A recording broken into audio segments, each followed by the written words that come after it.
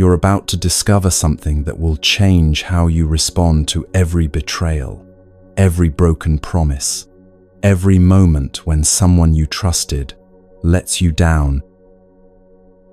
In the next 3 hours, you'll witness a transformation so profound that an entire village learned to trust again after being completely deceived.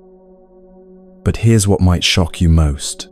The man who healed their hearts never once mentioned forgiveness, never preached about letting go, never told anyone what they should feel. Instead, he did something so quietly revolutionary that it didn't just change minds, it changed the very nature of how people experienced life. Close your eyes now. Let your breathing slow.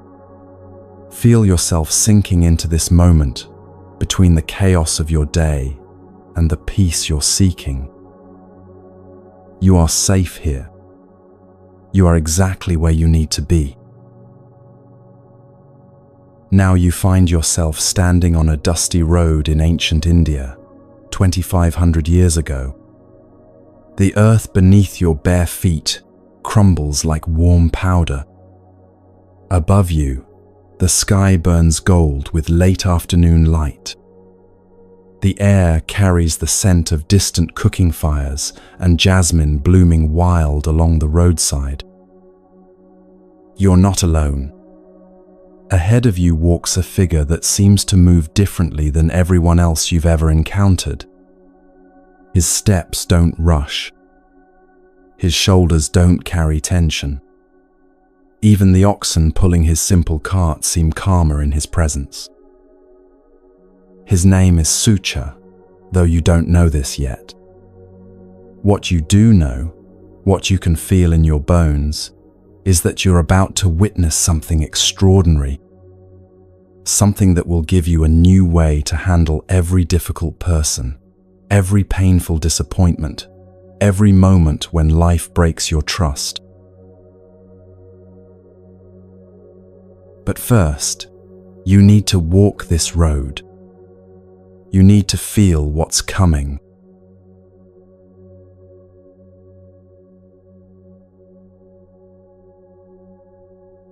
The road curves gently ahead, and with each step, you feel something shifting in the very air around you. It's subtle at first, like the way the atmosphere changes before a storm, except this feels different. Not heavy with tension, but weighted with possibility. The man you're following, Sucha, moves with a rhythm that seems to slow time itself.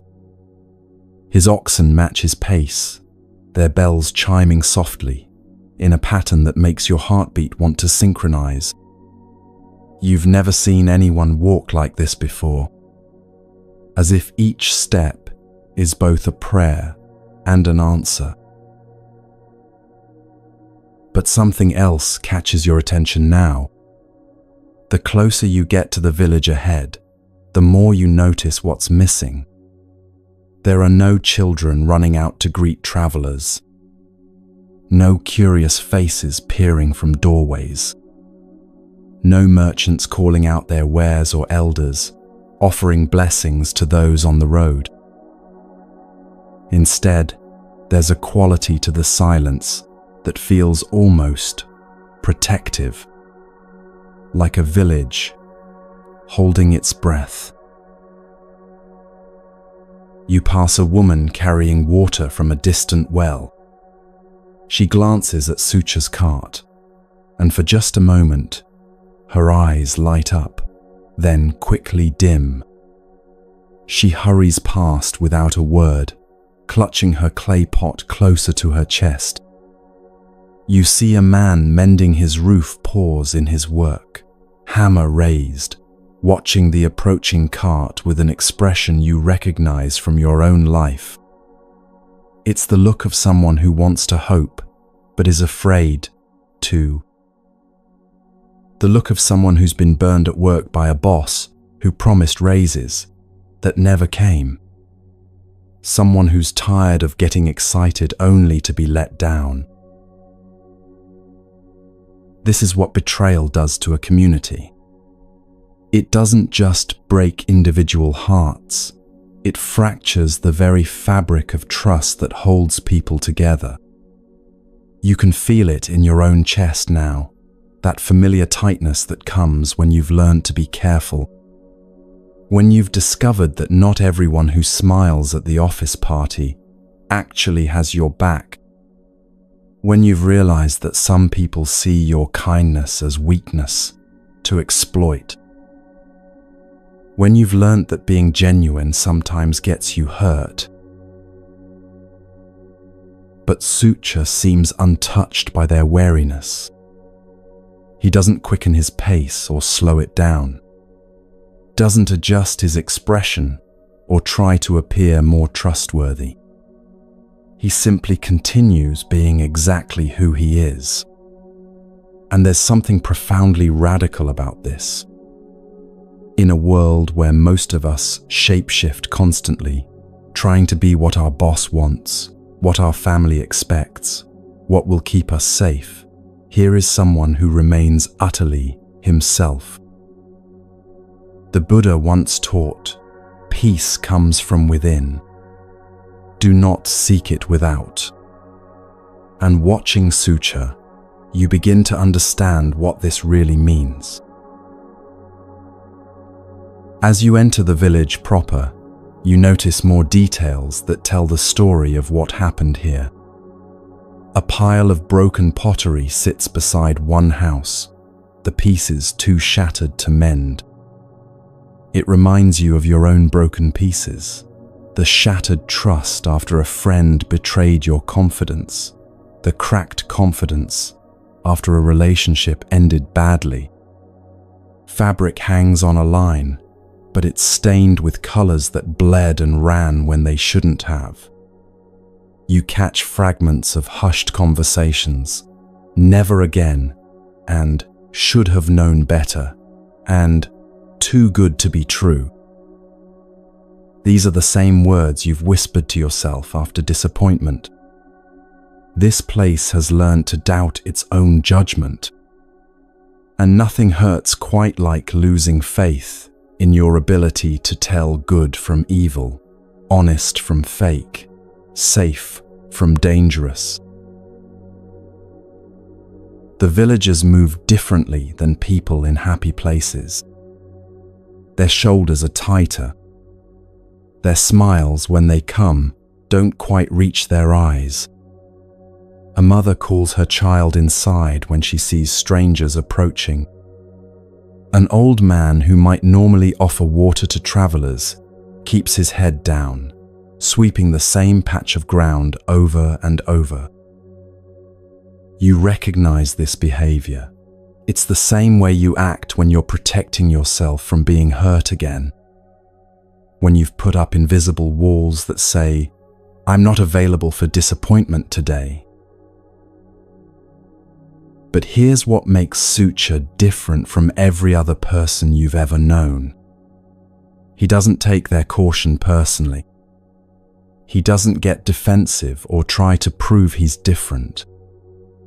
He doesn't launch into explanations about his character or past successes. In fact, he does something that seems almost impossible in our world of constant self-promotion and personal branding. He lets their suspicion exist without trying to change it. He allows their fear without taking responsibility for healing it. He simply is who he is and trusts that truth will speak for itself. This is the first profound lesson you're witnessing. The Zen teaching that true strength comes not from forcing others to see us differently, but from remaining unchanged by their misperceptions. The Buddha taught, you will not be punished for your anger. You will be punished by your anger. And Sucha understands this deeply. He knows that becoming angry at their distrust would only create more distrust. that defending himself against their suspicion would only feed their suspicion. Instead, he chooses something revolutionary. He chooses to remain at peace, regardless of how others perceive him.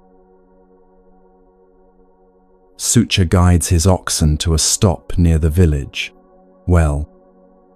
The well is ancient, its stones worn smooth by countless hands drawing water, countless prayers whispered into its depths. It's the kind of place where communities gather, where news is shared, where life unfolds in the simple rhythm of daily needs. But today it sits mostly empty, like a heart that's learned to be careful about who it opens to. And then he does something that stops you in your tracks. Something so simple yet so powerful that it will change how you handle every difficult situation for the rest of your life. He doesn't immediately unpack his wares, doesn't call out announcements or try to attract attention, doesn't launch into a sales pitch or start explaining why he's different from the last merchant. Instead, he simply sits down, cross-legged on the dusty ground, hands resting gently in his lap, eyes soft but alert. Just sits and waits. In our world of constant motion, of endless networking and proving and pushing for results, this simple act feels almost revolutionary. When was the last time you entered a tense situation and didn't immediately try to fix it? When did you last meet suspicion without defending yourself? When have you ever responded to distrust by simply being present, without agenda, without need to change anyone's mind? This is what the Zen masters call beginner's mind, approaching each moment fresh, without the burden of needing to prove anything. You settle beside him, feeling the warm stone of the well's edge beneath you. From this vantage point, you can see the entire village square. A blacksmith works his forge, but his hammer strikes seem harder than necessary, like he's beating out more than just metal. A mother calls her children inside earlier than usual, her voice tight with protective worry.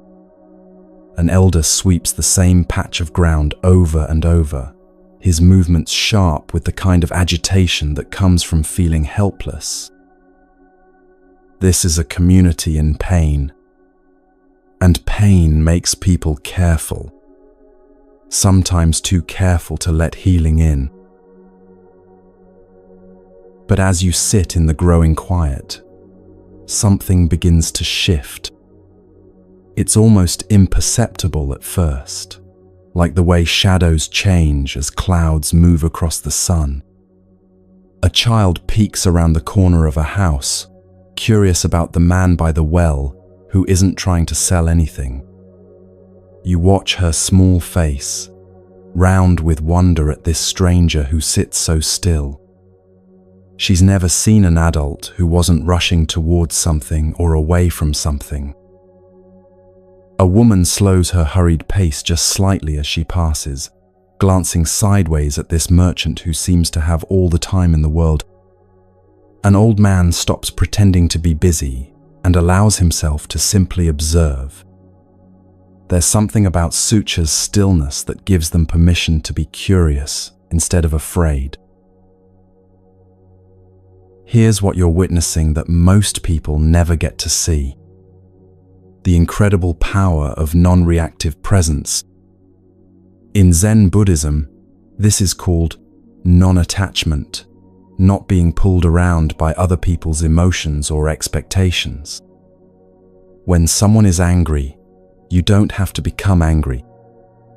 When someone is suspicious, you don't have to become defensive. When someone is hurt, you don't have to fix them. You can simply be present, like a mountain that remains unchanged, whether the weather is stormy or clear. There's something magnetic about genuine stillness. In a world full of people trying to get something from you, your attention, your money, your approval, your validation on social media, encountering someone who wants nothing is like finding clean air in a polluted city. It draws you in not because it demands your presence, but because it offers space for you to simply exist without performance. Think about the people in your own life who make you feel most peaceful. They're probably not the ones who are always trying to impress you or convince you of something. They're the ones who are comfortable with silence, who don't need you to be different than you are. This is the first lesson Sucha offers, without speaking a single word. That healing begins not with action, but with presence. Not with doing, but with being. Not with trying to fix what's broken, but with creating space for brokenness to be seen and acknowledged without judgment. The Buddha taught, if you want to know your mind, sit in meditation for 5 minutes. But Sucha is showing something even deeper. If you want to heal a wounded community, sit with them in their pain without trying to take it away. The sun moves lower in the sky, painting the village in shades of gold and amber.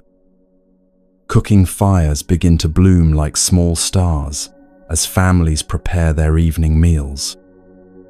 The sounds of daily life continue around you, voices calling, tools working, life persisting despite disappointment. Children's laughter echoes from somewhere behind the houses, proving that joy still exists here, just hidden. But there's a new quality to the evening air, a sense that something is about to shift. That change is coming, not with thunder and lightning, but with the gentle persistence of water wearing down stone. You watch Sucha from the corner of your eye. His breathing is steady and deep, like someone who has learned to find peace, even in uncertainty. His posture relaxed but alert, like a cat resting in the sun but aware of every movement around it. There's no fidgeting, no checking imaginary timepieces, no impatience, no agenda pushing against the natural flow of time.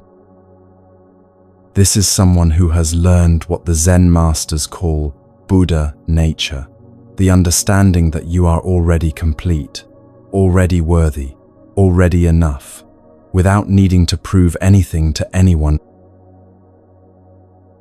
And you realize something that makes your heart skip with recognition. You're not just witnessing this story, you're living it. Every moment of resistance you feel to simply sitting here, every urge to check your phone or think about tomorrow's problems, every whisper of anxiety about time being wasted, these are the same forces that keep you trapped in cycles of stress and dissatisfaction. But here, in this ancient moment, you're learning a different way, a way that might just change everything about how you meet life's challenges, a way that could transform your relationships, your work stress, your response to disappointment. The Buddha once said, "Peace cannot be kept by force. It can only be achieved by understanding." And Sucha embodies this teaching perfectly. He's not trying to force the villagers to trust him. He's not using clever words or special techniques to win them over. He's simply understanding that their suspicion is natural, their caution is reasonable, their hurt is valid. And in that understanding, space opens for something new to grow, a small commotion draws your attention. An old woman has dropped her basket, and clay pots have scattered across the ground. Two have cracked, and you can see the disappointment flood her weathered face. Without thinking, Sucha rises smoothly and walks over to help. But he doesn't just pick up the pieces. He examines each broken pot carefully, turning the fragments in his hands. "These pieces," he says softly to the woman, "they remember the shape they used to hold. Perhaps they're ready to become something new." The woman stares at him, confusion and curiosity warring in her expression. This is your first glimpse of how transformation really works. Not by pretending the breaking never happened, but by honoring what was broken and seeing what new form it might take. Not by rushing to fix or replace, but by recognizing that sometimes things need to break before they can become what they're truly meant to be. The woman doesn't respond with words, but something shifts in her posture. A tiny opening, like the first crack in ice that signals spring is coming. As Sucha returns to his place by the well, you notice that more eyes are watching now. Not with suspicion exactly, but with puzzlement. This merchant doesn't act like merchants are supposed to act. He doesn't seem to want anything from them. And in a world where everyone wants something, this absence of agenda is more compelling than any sales pitch could ever be. The first stars begin to appear in the deepening sky. Soon, someone will approach. Someone will test this merchant's patience, his honesty, his heart. Someone will bring their brokenness to this quiet man by the well. And in that meeting, both the giver and receiver will discover something beautiful.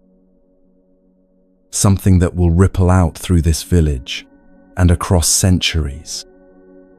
Something that's about to change how you see every difficult relationship in your own life. Every challenging conversation, every moment when trust hangs in the balance, every opportunity to choose between defending yourself and simply being present. But for now, you sit in the gathering dusk, learning the revolutionary art of being present without agenda, of meeting suspicion with stillness, of responding to hurt not with hurt, but with an openness so radical it transforms everything it touches. This is where your own healing begins. Right here, in this ancient lesson about the power of simply being yourself, completely and without apology, regardless of how others might judge or misunderstand.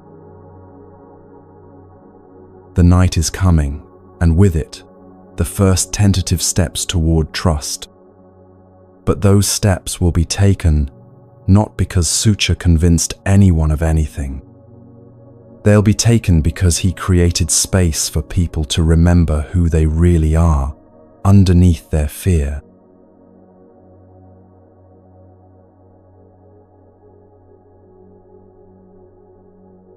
The darkness deepens around the village square, but it's not the heavy darkness of fear. It's the soft darkness of evening settling like a gentle blanket over tired souls. Oil lamps begin to flicker in windows, casting warm golden rectangles of light onto the dusty paths. You can smell rice cooking, hear the low murmur of families gathering for their evening meal. Life continues its ancient rhythm, but something new is stirring. Something that started the moment Sucha chose to sit by the well instead of shouting his wares. You watch as a small figure, detaches itself from the shadows near a cluster of houses. It's a child, maybe 7 or 8 years old, with dirt-smudged cheeks and eyes that seem too old for her young face. She moves like someone who's learned to be careful, to test each step before committing her full weight. This is Mira, though you don't know her name yet. What you do know is that she carries something in her small hands, a chipped clay cup that looks like it's seen better days. She approaches the well slowly, stopping just out of arm's reach from where Sucha sits. For a long moment, she simply stares at him. Children have a way of seeing things that adults miss. They haven't yet learned to put on masks or pretend they feel differently than they do.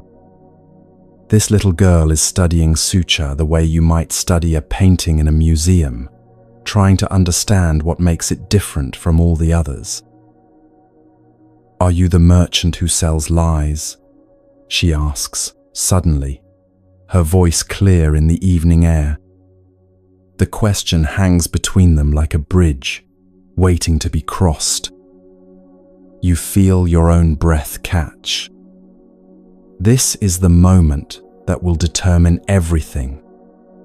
How he responds to this child's directness, her raw honesty, born from recent hurt, will set the tone for everything that follows.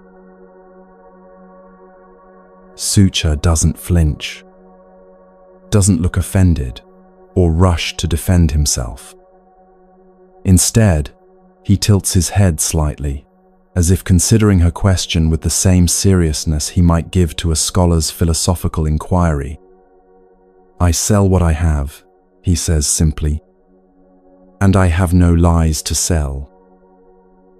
The answer is so straightforward, so free of defensiveness or manipulation, that it stops you in your tracks. When was the last time someone responded to your suspicion with such calm honesty? When did someone last meet your doubt without trying to convince you otherwise? Mira shifts the cup from one hand to the other. "The last merchant said that too," she replies. "He said he only sold true things. But his pots cracked after one day, and his cloth made my mother's hands itch." Her words carry the weight of betrayal, but also something else, the desperate hope that maybe this time will be different. You recognize this feeling from your own life.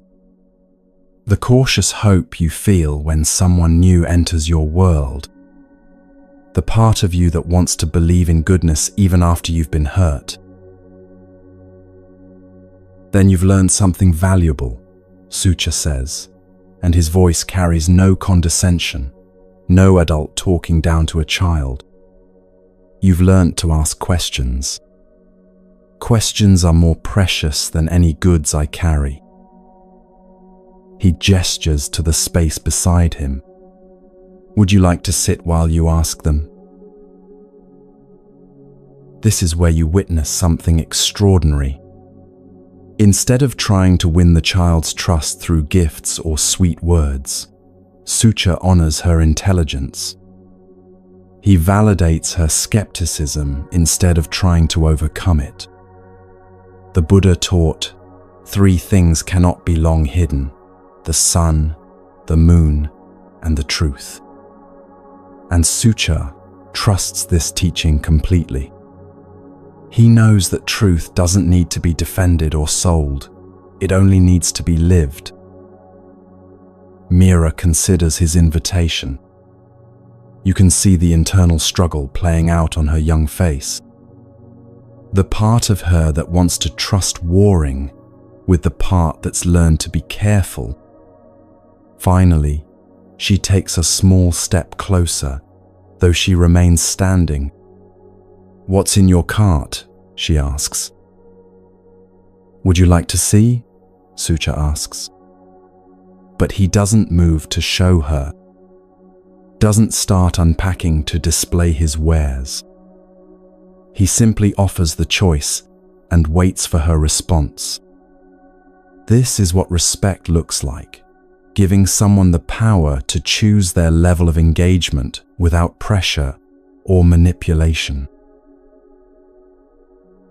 Mira nods, and together you watch as Sucha rises slowly and walks to his cart. He doesn't throw back the covering with flourish or dramatic reveal. Instead, he lifts one corner gently, as if unveiling something sacred. Inside, you see simple things: clay bowls, wooden spoons, lengths of undyed cloth, small jars of what might be oil or honey. Nothing flashy or expensive. Nothing that promises to change your life or solve all your problems. Just honest, useful things made by honest hands. They're so plain, Mira observes, and there's no judgment in her voice, just curiosity. The other merchant had things that sparkled and shined. Yes, Sucha agrees. Beautiful things can sometimes hide ugly truths. Plain things have nowhere to hide. You see exactly what they are. He picks up one of the bowls and holds it out to her. This bowl makes no promises except to hold what you put in it. It won't make your food taste better or your water cleaner, but it won't lie to you either. This is a profound teaching about authenticity. In our world of social media filters and personal branding, of resumes that embellish and dating profiles that exaggerate, here's someone offering plain truth. No enhancement, no marketing spin, no attempt to be more impressive than reality. Just honest presentation of what is. And somehow, this honesty is more compelling than any advertisement could ever be.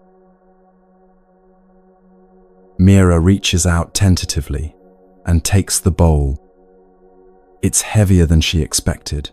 You can tell by the way. She adjusts her grip. She turns it over in her small hands, examining it from every angle. "How do I know it won't crack like the others?" she asks. "You don't," Sucha says simply. "All things break eventually. But this one will break from use, not from lies." He sits back down by the well. The difference is in the making. This bowl was fired slowly, patiently. It was allowed to become what it truly is, instead of being forced into something it's not. You feel something shift inside your chest at these words. How often do you try to force yourself into shapes that don't fit? How much energy do you spend trying to be what others expect, instead of what you truly are? Sucha is teaching the deepest lesson of Zen Buddhism, without using any Buddhist terms, that authenticity is not just more honest, it's actually stronger. When you stop pretending to be something you're not, you discover the unshakable strength of simply being yourself. Mira sits down now, cross-legged like Sucha, still holding the bowl. "Are you a good person?" she asks, with the devastating directness that only children possess. The question slices through all pretense, all social nicety, straight to the heart of what really matters. Sucha is quiet for a long moment, not because he doesn't know the answer, but because he's considering how to give a truthful response to such an important question. "I try to be," he finally says. "Some days I succeed better than others, but I have stopped trying to be perfect, and that has made me more honest. This answer stops you cold. When was the last time someone answered your question about their character with such undefended honesty? No boasting, no false humility, no attempt to impress. Just the simple truth that goodness is a practice, not a permanent state. That authenticity means acknowledging your struggles instead of hiding them. My mother says good people get taken advantage of, Mira says, and you hear the echo of protective wisdom passed down from parent to child. The kind of warning that comes from experience, from being hurt by people who mistook kindness for weakness. Your mother is wise to teach you to be careful, Sucha replies. But there's a difference between being good and being foolish. Good people can learn to be wise. They can be kind without being naive. They can trust without being blind. He looks at the bowl in her hands. That bowl is good. It's well made and honest. But it's also wise. It knows its limits.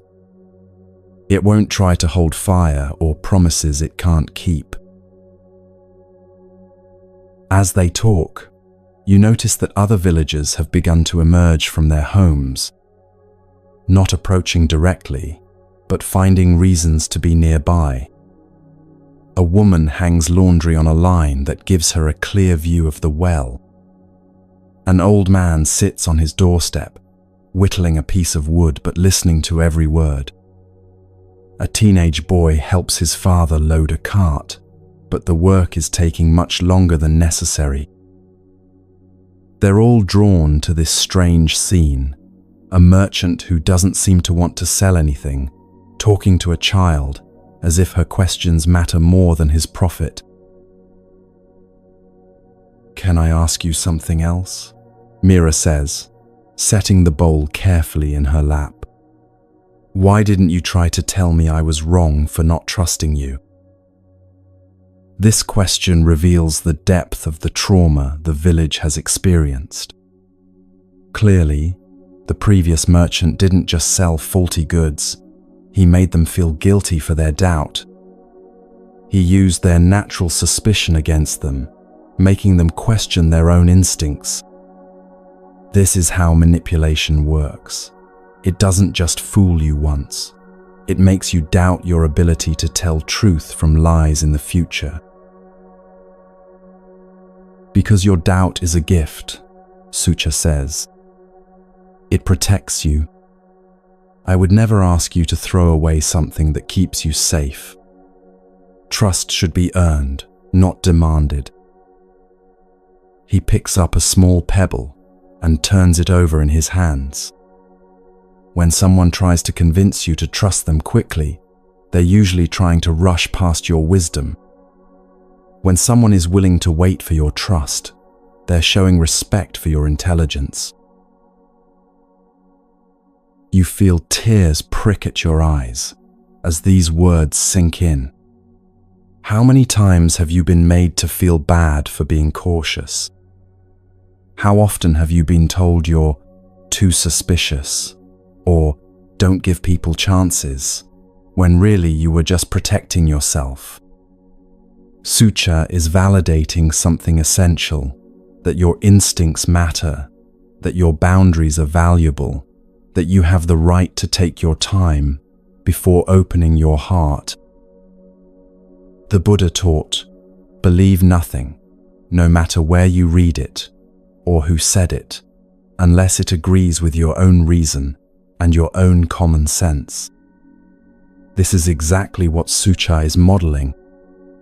He's not asking Mira to believe him because he says she should. He's asking her to use her own wisdom, her own experience, her own judgment. A movement in your peripheral vision catches your attention. An older woman is approaching the well, walking slowly but with purpose. She carries something in her hands, another broken pot, you realize as she gets closer. Her face is weathered like old leather, but her eyes are sharp and assessing. This is clearly someone who has seen enough of life to be skeptical of easy answers. "Child," she says to Mira, her voice carrying the authority of generations, "you shouldn't talk to strangers after dark." But even as she says it, her eyes are studying Sucha, taking his measure.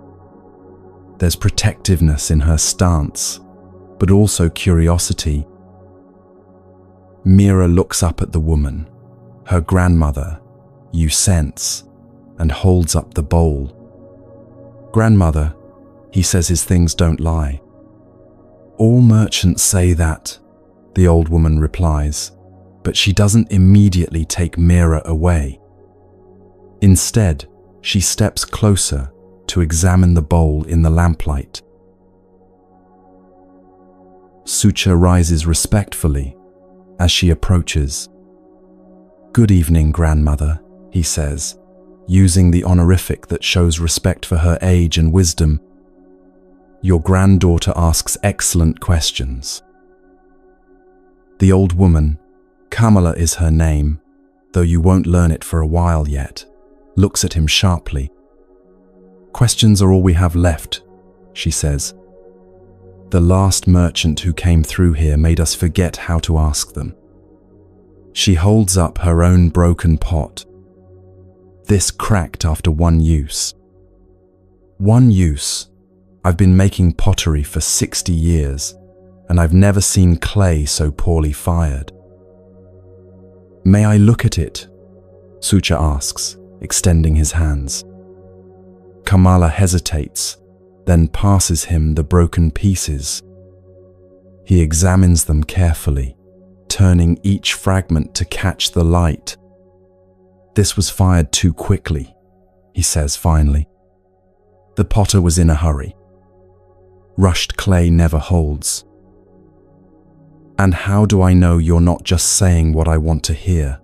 Kamala challenges. Her tone is sharp, but you sense she wants to be proven wrong.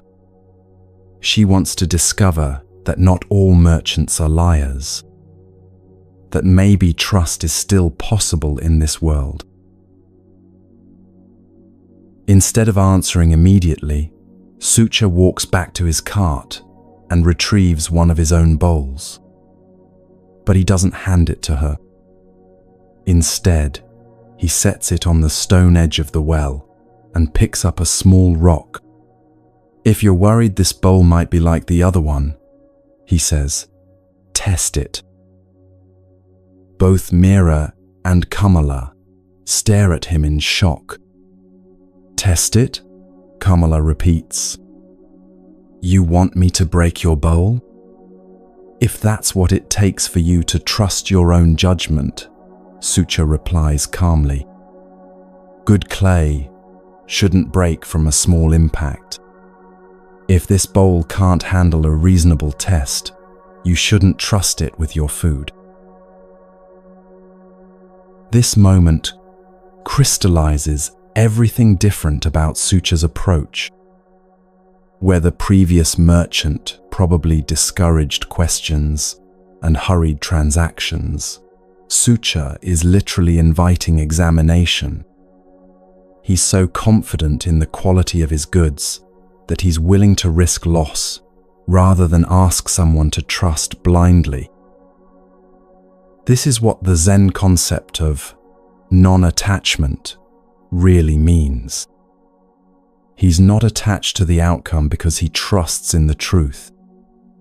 He knows that authentic quality will speak for itself when tested. Kamala picks up the rock with trembling hands. You can see the conflict on her face. Part of her wants to trust. Part of her is afraid to hope. She taps the bowl gently, then with more force. It rings like a bell, clear and true. She hits it harder. The sound remains pure. No cracks appear.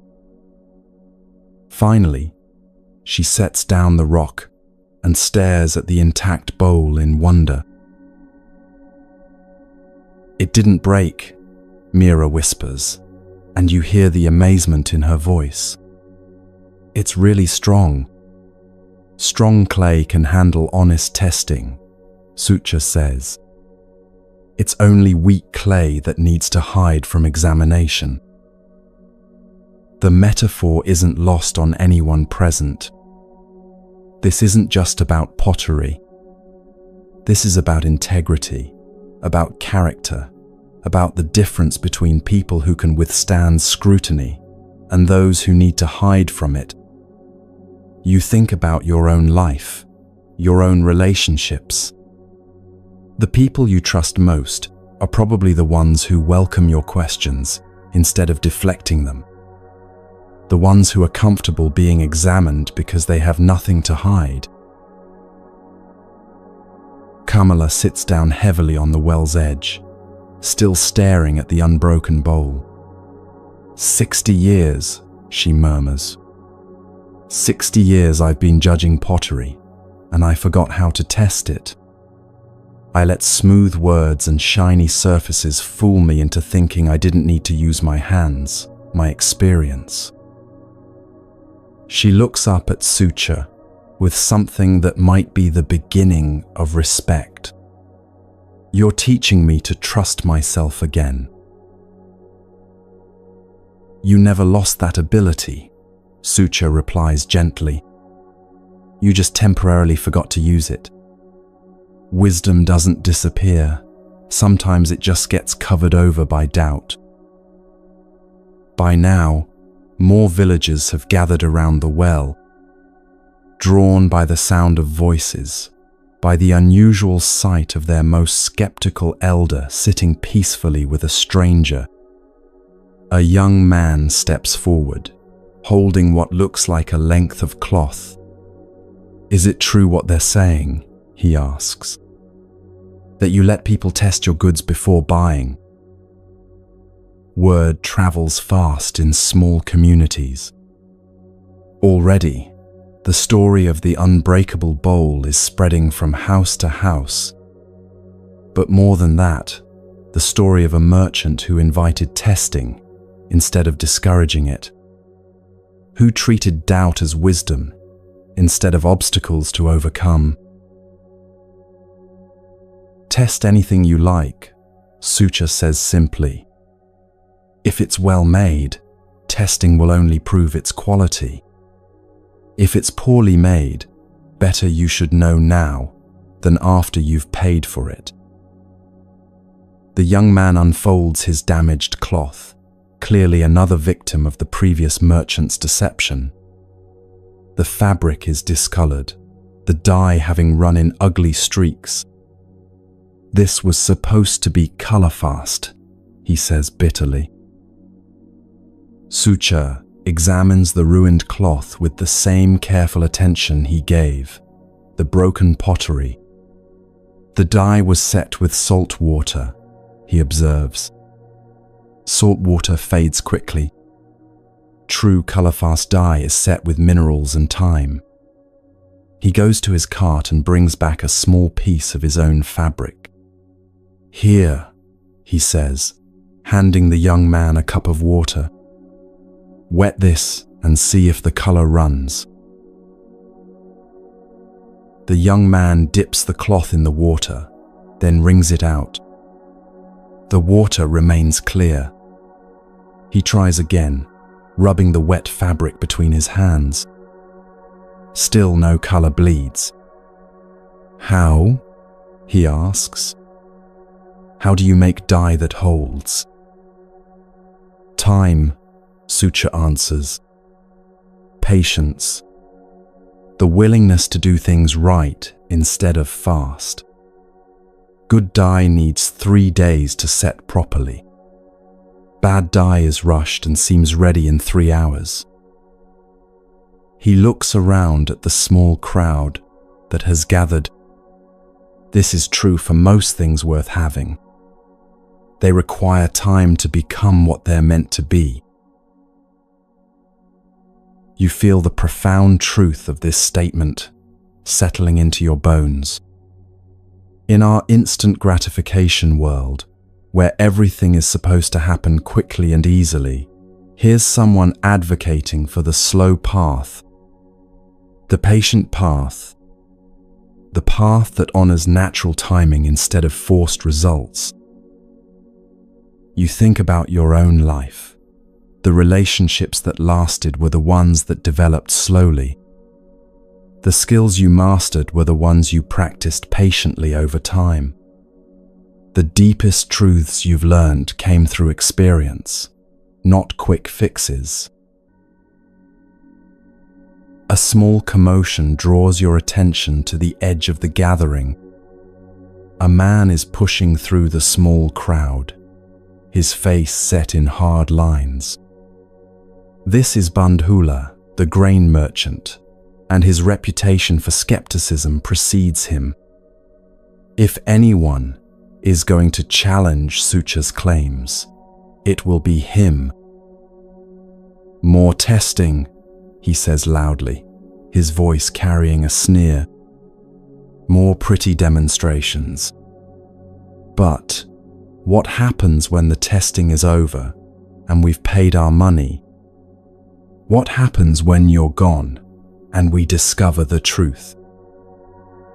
His words carry the weight of recent betrayal, the bitter wisdom of someone who trusted once and regretted it. Sucha turns to face him directly, no defensiveness in his posture. "What would satisfy you?" he asks simply. "What would convince you that my goods are what I claim them to be?" Bandhula is clearly surprised by this direct approach. He was prepared for arguments or sales pitches, not genuine questions about his concerns. I want proof that will last," he says, his certainty wavering slightly. "Not just tricks that work for a moment." "Then choose something from my cart," Sucha offers. "Take it home. Use it for a full moon cycle. If it fails or proves false in any way, bring it back. I'll return whatever you paid and give you something else of equal value as apology for wasting your time." The crowd goes silent. This is unprecedented. No merchant offers a moon cycle guarantee. No trader puts his reputation and profit at such risk. But Sucha stands calmly in the center of their shock, as peaceful as if he'd just offered someone a cup of tea. "You would do that?" Bandhula asks, his voice smaller now, less certain of his cynicism. "You would let me use something for a full month and return it if I'm not satisfied?" "I would," Sucha confirms, "because I trust both my goods and your honesty. If you return something, it will be because it truly failed, not because you're trying to cheat me." He looks around at the gathered faces. This is what real confidence looks like. When you know something is good, you're not afraid to let people discover it for themselves. The Buddha taught, in the end, these things matter most. How well did you love? How fully did you live? How deeply did you let go? Watching Sucha, you understand that letting go doesn't mean not caring. It means caring so deeply about truth and integrity that you're willing to trust them completely. Even when it's risky, even when it's unconventional, even when it might cost you money or reputation. As the evening deepens, and one by one, the villagers begin to drift back to their homes, You sit with this profound lesson. You've witnessed the beginning of transformation, not through argument or persuasion, but through demonstration. Not by telling people what to think, but by showing them it's safe to think for themselves. Not by demanding trust, but by proving worthy of it. One honest interaction at a time.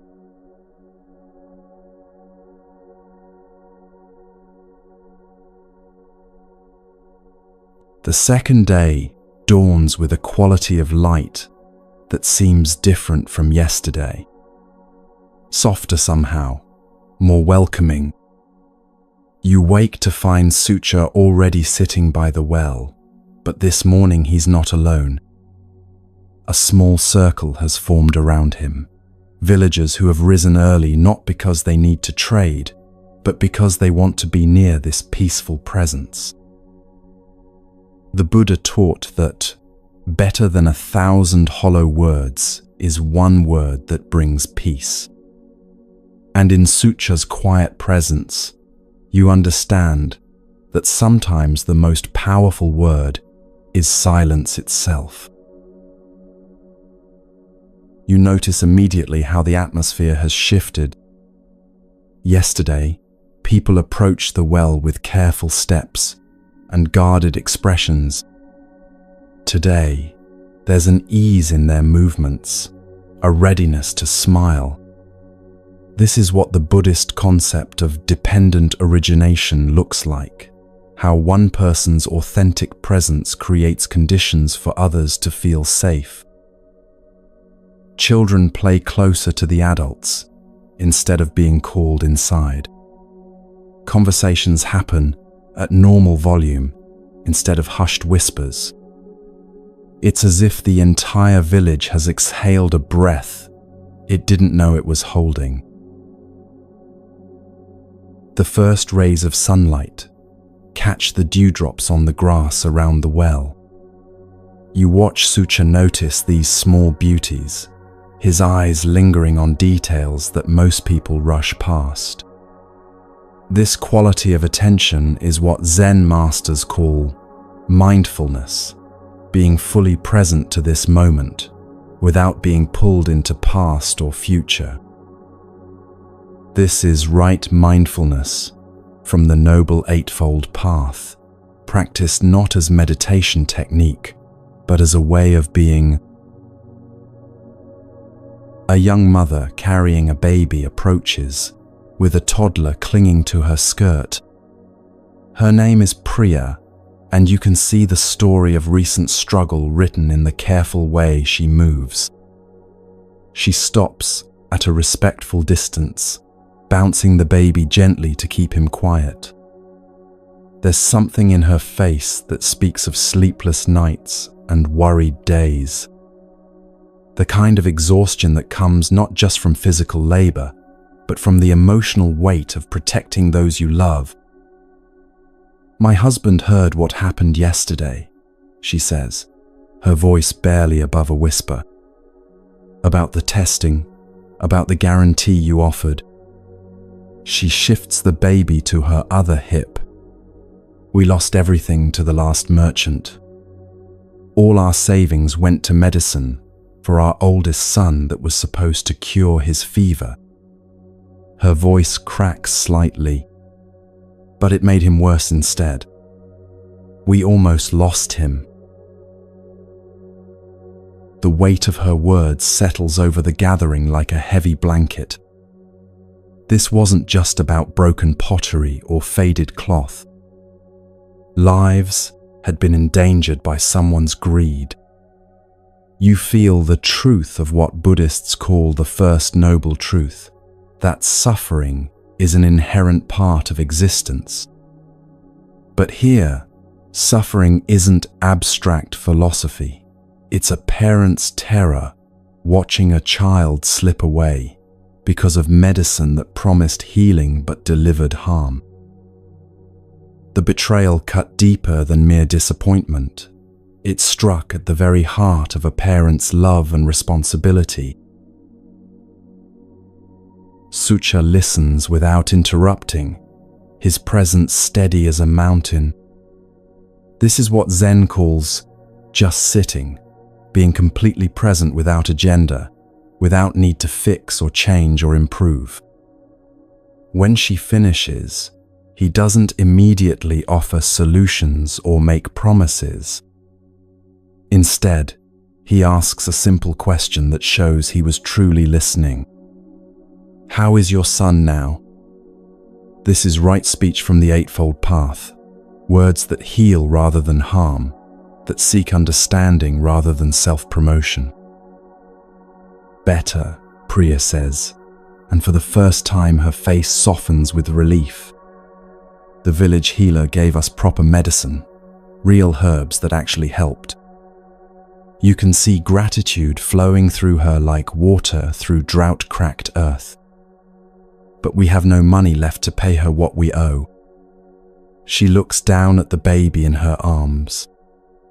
I came to ask if you trade for things other than coins.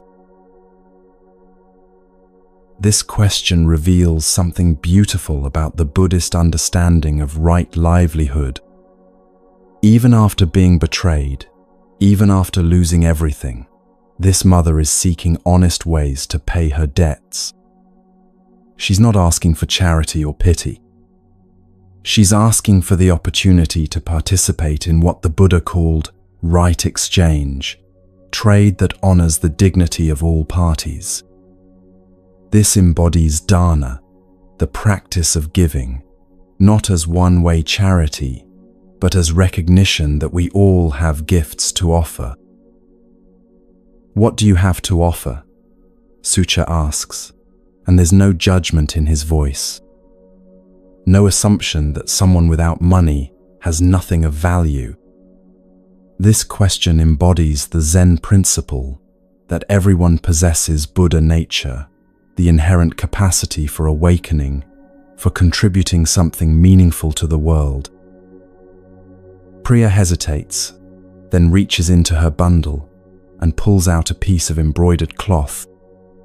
The work is exquisite, tiny, perfect stitches forming patterns that seem to dance in the morning light. I sew, she says simply. It's all I know how to do well. The humility in her voice carries the weight of conditioning, how society teaches us to diminish our gifts. But what she's holding is a manifestation of what Zen calls beginner's mind, approaching each stitch with fresh attention and care. Sucha takes the cloth gently, examining it with the same careful attention he gave the broken pottery yesterday. This is what mindful appreciation looks like, seeing not just the object, but the love invested in its creation.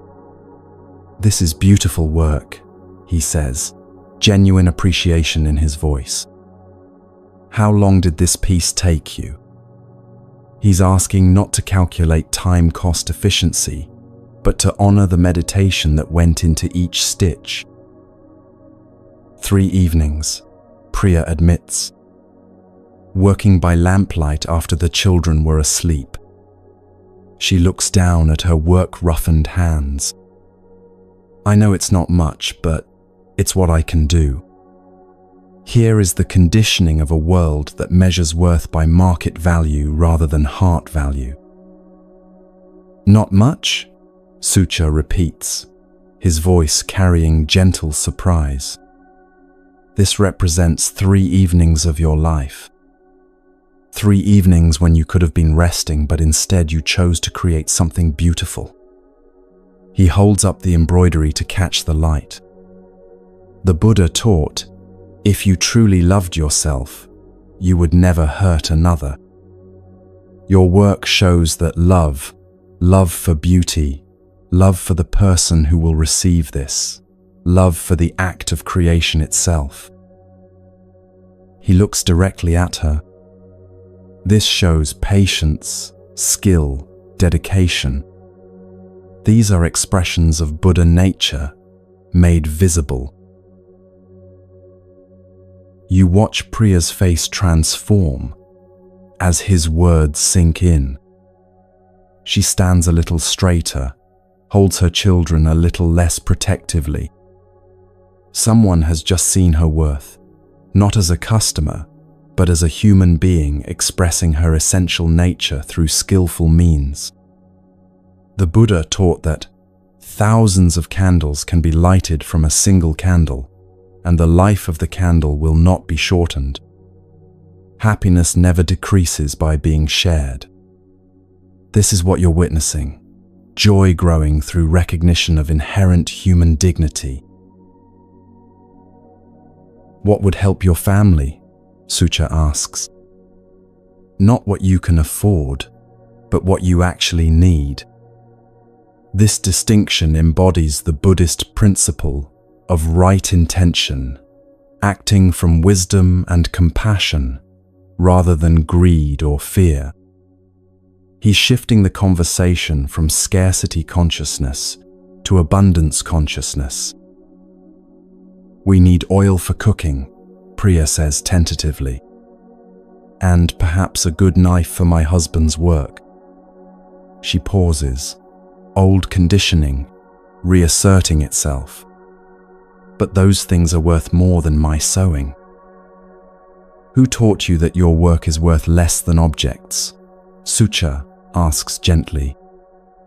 Your embroidery required right effort, one of the Buddha's eightfold path. It shows right concentration in every perfect stitch. It demonstrates right mindfulness in its attention to detail. He turns the embroidery in the light. This pattern exists nowhere else in the world. You imagined it and brought it into being. How do you put a price on creation itself? This teaching goes to the heart of Buddhist economics, understanding that true value lies not in scarcity or market demand, but in the Dharma qualities invested in creation. Right livelihood means engaging in work that doesn't harm others and allows us to express our Buddha nature. Priya's embroidery is right livelihood made manifest. From his cart, Sucha retrieves a clay jar of oil and a well-made knife. He sets them on the well's edge, alongside Priya's embroidery. Fair exchange, he says simply. Care for care, mindfulness for mindfulness, Buddha nature, recognizing Buddha nature. The Buddha taught that, in the end, these things matter most. How well did you love? How fully did you live? How deeply did you let go? This exchange honors all three. As word spreads of this unusual trade, more villagers begin to approach. An elderly woodcarver named Ananda comes forward, carrying a walking stick carved with intricate patterns. I heard you trade for craft work, he says, his voice hoarse with age, but still carrying dignity.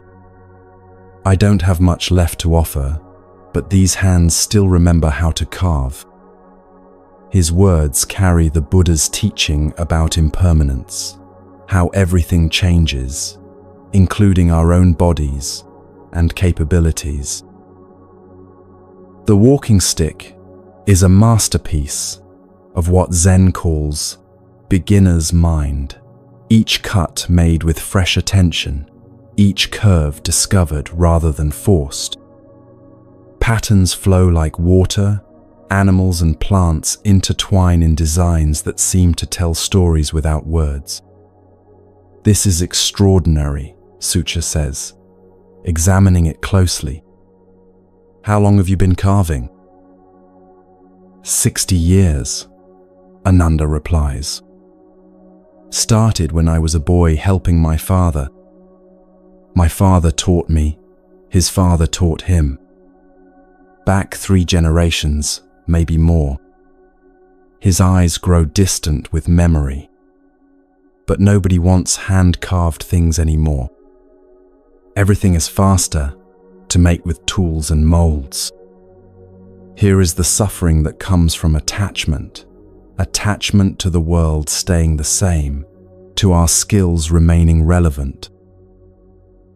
There's profound sadness in his voice, the grief of someone who has watched his life's passion become irrelevant.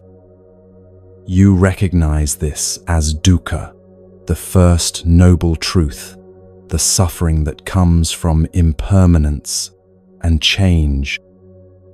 But embedded in his words is also the beauty of Dharma transmission, how wisdom passes from teacher to student across generations. The world may not want hand-carved beauty, Sucha replies, but the world needs it. He continues examining the stick with genuine wonder. The Buddha taught that three things cannot be long hidden: the sun, the moon, and the truth.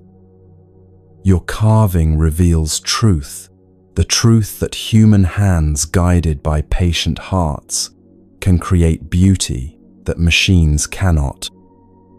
He traces one of the carved birds with his finger. This will outlast a dozen mass-produced ones. More importantly, it carries what Zen calls mind essence, the consciousness of the maker transmitted through matter. You watch tears gather in the old man's eyes. Someone has just offered him what Buddhist psychology calls right view, seeing his work not as obsolete, but as precious Dharma expression.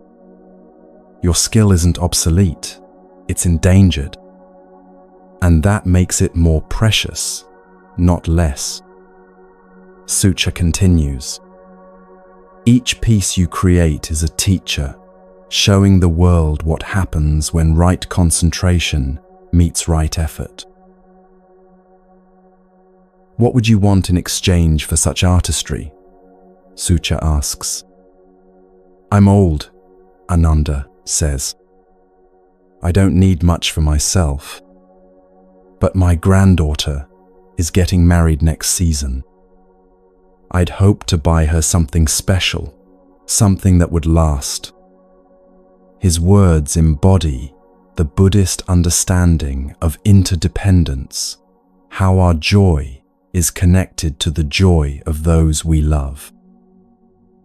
From his cart, Sucha retrieves a set of silver bangles, simple but beautifully made. These were crafted by a silversmith in the mountains. He follows the Buddha's teaching about right livelihood, working slowly, mindfully, ensuring each piece serves the highest good. He places them beside the walking stick. Masterwork for masterwork, both expressions of what happens when skill meets compassion. The day continues with a steady stream of such exchanges. Each transaction becomes a teaching about Buddhist principles in action. A woman named Kamala brings bread, made with techniques passed down through generations, demonstrating what the Buddha called skillful means, adapting ancient wisdom to present needs.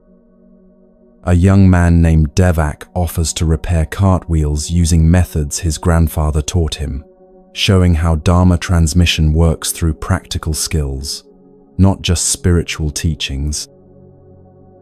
Each interaction follows the same pattern. Sucha recognizes not just the utility of what they offer, but the Buddha nature expressed through their creation. But something even more significant begins to happen as the morning progresses. The villagers start to linger after their trades, demonstrating what Buddhist community, Sangha, looks like when it forms naturally. They sit near the well, talking quietly among themselves. Children play games they haven't played in weeks, their laughter expressing the joy that the Buddha said was our natural state. Elders share stories they haven't told since before the betrayal, transmitting Dharma through narrative. It's as if being valued for their individual gifts has helped them remember what the Buddha taught about interdependence, how each person's awakening supports everyone's awakening. You witness conversations that embody right speech, words that heal rather than harm. An old woman teaching a young girl the proper way to select grain, passing down what Zen calls grandmother mind, practical wisdom infused with love. A father showing his son how to judge the quality of wood, demonstrating how mindfulness applies to every aspect of life. The web of interdependence that had been damaged by betrayal is reweaving itself according to Dharma principles. This is when the most significant encounter of the day arrives. You notice him approaching from the road, a figure moving differently than Sucha did. Where Sucha walked with what Zen calls unhurried urgency, this man moves with agitated energy. His cart is painted with bright colors that seem to shout for attention, violating the Buddhist principle of moderation. This is Gahapati, and his return represents a test of everything the village has learned about right response. The change in atmosphere is immediate and dramatic. Conversations stop mid-sentence as people recognize the approaching figure. Children are called to their mothers' sides. The easy warmth around the well evaporates like mist in sunlight. Here is the source of their pain, and their reaction shows what the Buddha meant when he taught about the power of past karma, how our actions create consequences that ripple through time. Gahapati approaches with his familiar swagger, but uncertainty flickers in his eyes. He expected to find the same wounded, wary village he left behind. Instead, he finds people gathered peacefully around another merchant's cart. This isn't the reception he was prepared for, and you can see him struggling with what Buddhist psychology calls cognitive dissonance, when reality doesn't match our expectations. Well, he calls out, his voice carrying forced joviality that rings hollow. I see you found someone else to entertain you. I hope he's treating you better than you deserved last time. His words violate multiple principles of right speech. They're neither kind, nor true, nor helpful. The casual cruelty reveals someone still trapped in what Buddhists call wrong view, seeing others as objects rather than fellow beings. Sucha rises slowly from his place by the well. There's no aggression in his movement, no defensive posturing. He embodies what the Zen masters call immovable wisdom, remaining centered regardless of external circumstances. Welcome, fellow merchant, he says calmly. The road is long. You must be tired. This response demonstrates the Buddha's teaching that hatred does not cease through hatred. Hatred ceases through love. This is an eternal law. This greeting clearly confuses Gahapati. He was prepared for hostility, for competition, for what Buddhist economics calls scarcity thinking, the belief that there isn't enough for everyone. Instead, he's met with what the Buddha called loving kindness, goodwill offered without condition. I'm not tired, Gahapati snaps defensively. I'm here to reclaim my customers. These people were mine before you arrived. His words reveal what Buddhism identifies as one of the root causes of suffering, the illusion of ownership. People belong to themselves, Sucha replies gently. They choose where to place their trust. You cannot reclaim what was never yours to own. This response embodies the Buddhist teaching about non-attachment, understanding that trying to possess or control others leads inevitably to suffering. Gahapati's face flushes with anger. You think you're better than me with your simple clothes and humble cart. But I know merchants like you. You're just better at hiding your greed. What's your real game? His accusation reveals what Buddhist psychology calls projection, assuming others share our own motivations. I want the same thing you do, Sucha says. But I want it for everyone. I want prosperity, safety, satisfaction. He pauses, embodying the Buddha's teaching about right intention. The difference is that I've learned you can't achieve lasting prosperity by taking it from others. True wealth grows when it's shared. This is what the Buddha meant when he taught about merit, that wholesome actions benefit both the doer and the receiver. Shared wealth. Gahapati laughs harshly. Pretty words. But you still have goods to sell and coins to earn. How is that different from what I do? His challenge reveals someone still trapped in what Buddhism calls dualistic thinking, seeing only profit or loss, winning or losing. Would you like to see? Sucha asks simply. This question embodies what Zen calls direct pointing, teaching through demonstration rather than explanation. He walks to his cart and begins unpacking his wares, but instead of arranging them for visual impact, he groups them by the Dharma stories of their creation.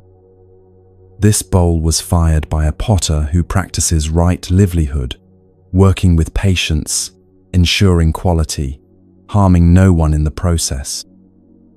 This cloth was dyed with berries gathered by children who sang while they worked, infusing it with joy. You realize what Sucha is demonstrating through this display. He's showing how commerce can embody Buddhist principles, how buying and selling can become expressions of interdependence rather than exploitation. When people buy these things, he continues, they're not just getting tools or decoration. They're participating in what the Buddha called the web of interdependence, supporting the entire network of beings who contributed to each item's creation. This teaching reveals the Buddhist understanding of right livelihood, work that serves the well-being of all beings, rather than just the individual. Every purchase becomes what Buddhism calls skillful action, a choice that either increases suffering or increases happiness in the world. Gahapati stares at the displayed goods, struggling to understand this different approach. His worldview is built on what Buddhist economics identifies as scarcity consciousness, the belief that for him to win, others must lose. But here's someone operating from abundance consciousness, understanding that true prosperity comes when everyone benefits.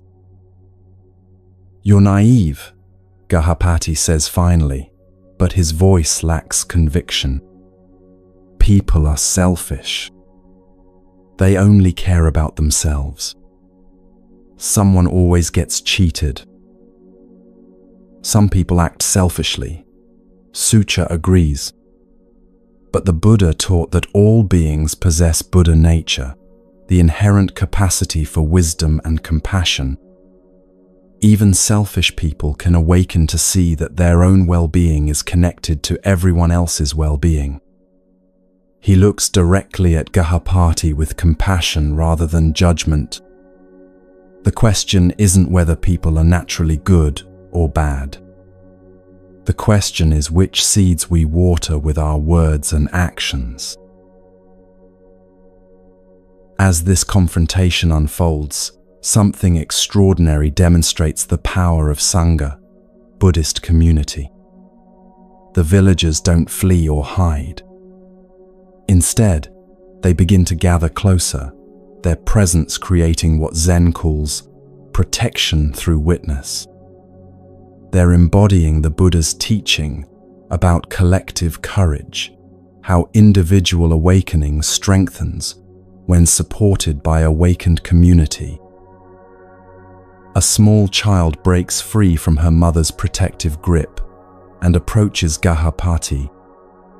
It's Mira, the girl who first questioned Sucha with such directness. "Are you the merchant who sold my brother's sandals that fell apart?" she asks. Her words carry what Zen calls beginner's mind, seeing clearly without the filters of adult politeness or fear. Gahapati looks down at her, and for a moment his swagger falters. "Those sandals were fine," he says defensively. "Your brother must have mistreated them." But faced with the clear eyes of a child, his justifications sound hollow even to himself. "He wore them once," Mira replies. "To temple. They broke before we got home." She tilts her head, studying him with frank assessment. "Why would you sell things that break so easily?" Her question embodies what the Buddha called right inquiry, seeking truth without malice. This question, asked without anger or judgment, strikes deeper than any adult accusation could. In the face of such innocent directness, Gahapati's defensive structures begin to crumble. Children, the Buddha taught, are natural Dharma teachers because they haven't yet learned to hide truth behind social conventions. Sucha steps gently between them, embodying what Buddhist psychology calls skillful intervention. "Sometimes people make choices they're not proud of," he says to Mira. "Sometimes they forget that every person they meet is someone precious." He looks at Gahapati with loving kindness, goodwill that includes even those who have caused harm. But the Buddha taught that people can always choose differently. Awakening is always possible. The crowd holds its collective breath. This is what Buddhists call a Dharma moment, when conditions align for potential awakening. Gahapati can double down on his defensiveness, remaining trapped in what the Buddha called ignorance. Or he can do something that Zen teaches is always possible, admit his mistakes, and choose differently. Gahapati starts, then stops. His shoulders sag as if a heavy burden is finally being acknowledged. "The sandals were poorly made," he admits quietly. "I knew they wouldn't last. I sold them anyway because I needed the money." He looks at Mira, then at the gathered villagers. "I'm sorry." These words represent what Buddhism calls right acknowledgement, taking responsibility without excuses or blame.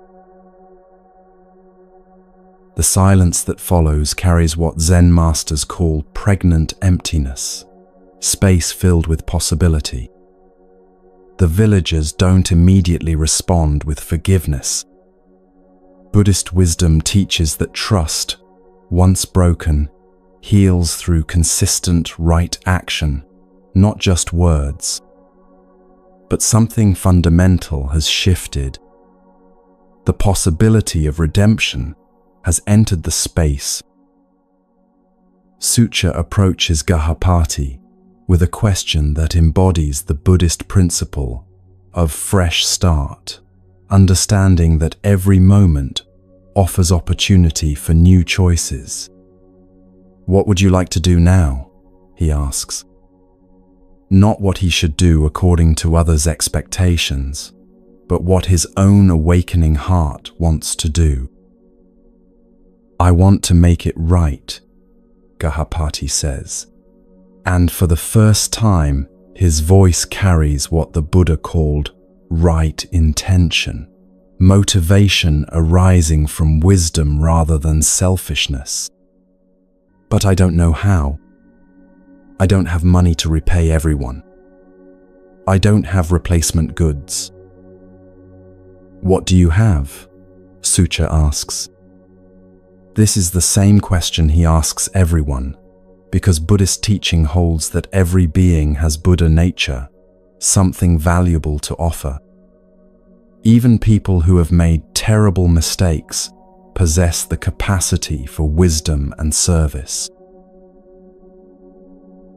Gahapati looks down at his hands, perhaps seeing them clearly for the first time. "I have skill in trading," he says slowly.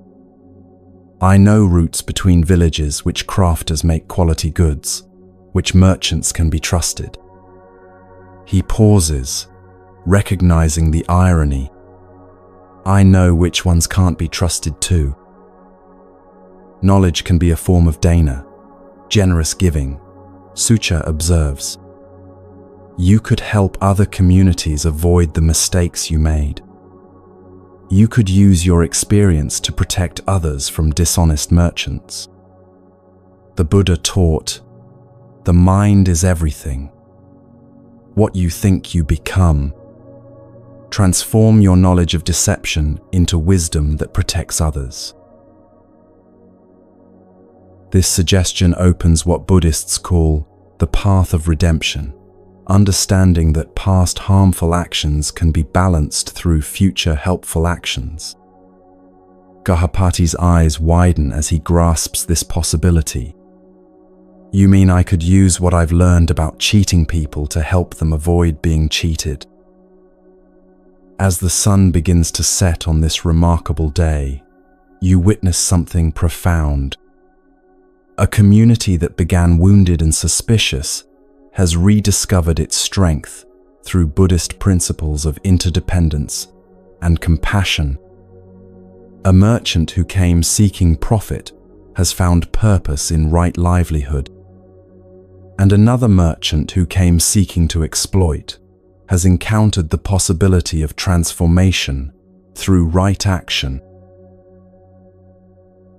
The villagers begin to disperse as evening approaches, but they don't scatter hurriedly. They linger, making plans to continue conversations tomorrow. Speaking of projects they want to work on together, dreaming of festivals and markets and ways to share their gifts with the wider world. This is what Sangha looks like, community bound together by shared commitment to Dharma principles. Gahapati remains by his cart, no longer swaggering, but not slinking away either. He's beginning the hard work of facing who he's been and deciding who he wants to become. Sucha approaches him one final time. "Change is possible," he says simply, "but it requires patience with yourself and the willingness to measure success differently than you have before."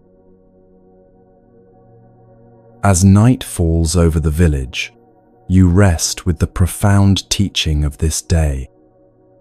You've witnessed healing that goes beyond individual wounds, to touch the very fabric of community. You've seen how Buddhist principles, right speech, right action, right livelihood, can transform ordinary commerce into spiritual practice. You've learned that transformation is possible for everyone, victims and perpetrators alike. This is what the Buddha meant when he taught about compassion, not passive acceptance of harm, but active choice to see the potential for awakening in every being, even in those who have caused the most pain. The stars emerge overhead, ancient witnesses to countless human dramas. Tomorrow will bring new challenges and opportunities to practice these teachings. But tonight, you sleep, knowing that you've witnessed something rare and precious. The alchemy by which suffering transforms into wisdom through the application of Dharma principles. The miracle by which broken trust becomes stronger community when met with right understanding. The hope that lives in every human heart, waiting for the right conditions to flourish according to the Buddha's timeless teachings.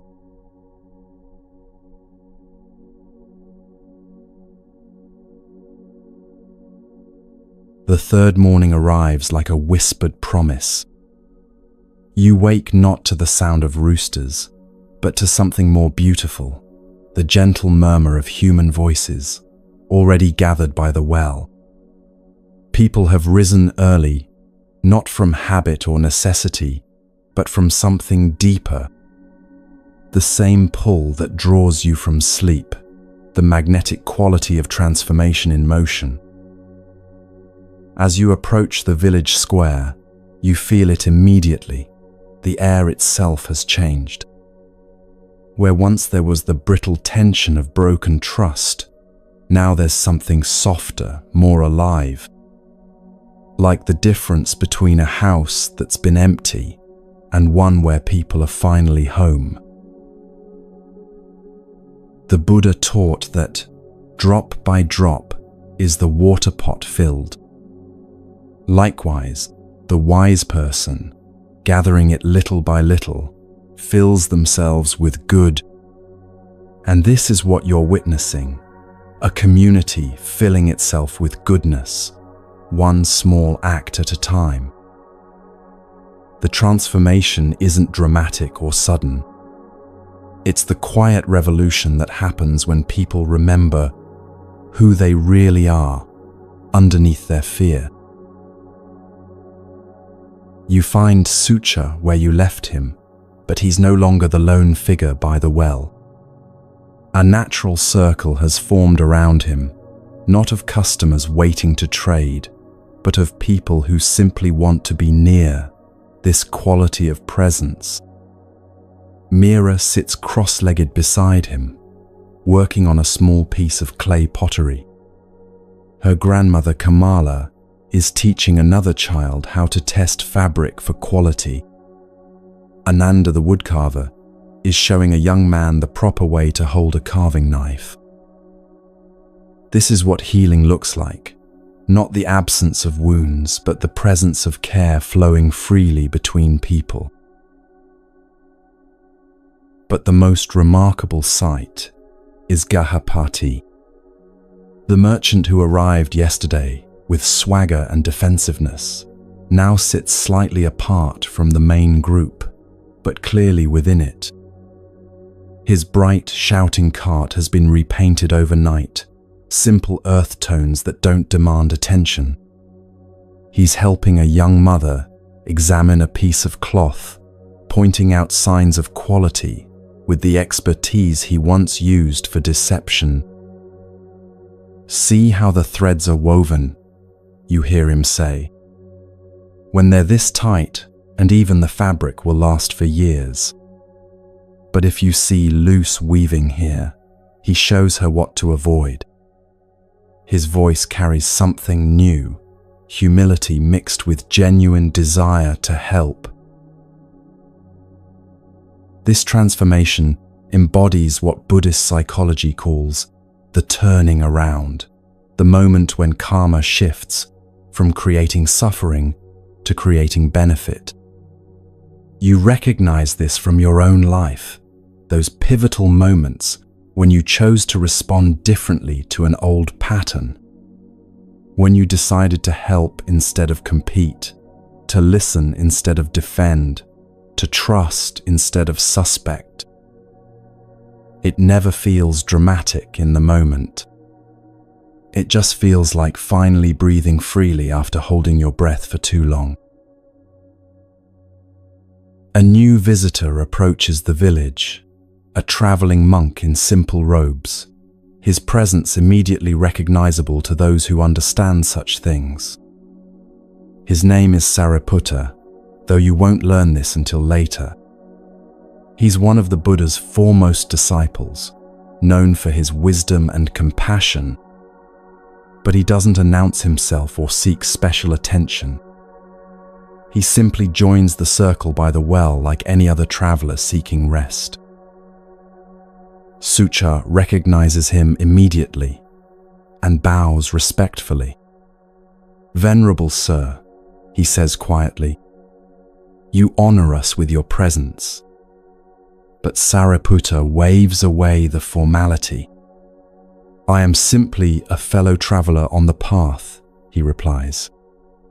"I heard there was something remarkable happening in this village.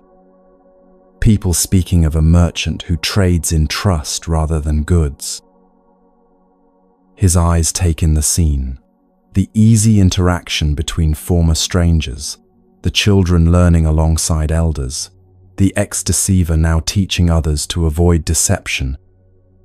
"I see the reports were accurate." You watch as Sariputta observes without judging, listens without correcting, simply allows himself to be present to what's unfolding. This is what the Buddha called right mindfulness, in its purest form, paying attention to what is, without immediately trying to change or improve it. It's a quality you can cultivate in your own life, this ability to witness transformation without needing to control it. How often do you try to rush your own healing, to force breakthroughs instead of allowing them to emerge naturally?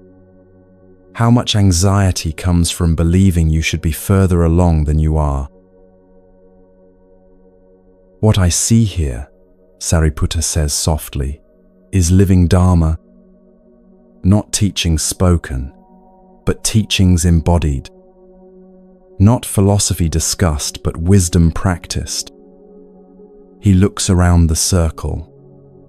The Buddha often spoke of right livelihood, work that harms none and benefits all. But here I see something even more precious, right community, where each person's awakening supports everyone else's awakening. Mira looks up from her clay work, her young face serious with concentration. "Venerable Sir," she says, using the respectful address she's heard the adults use, "is it true that the Buddha says everyone can become enlightened?" The question comes from genuine curiosity, not theological interest.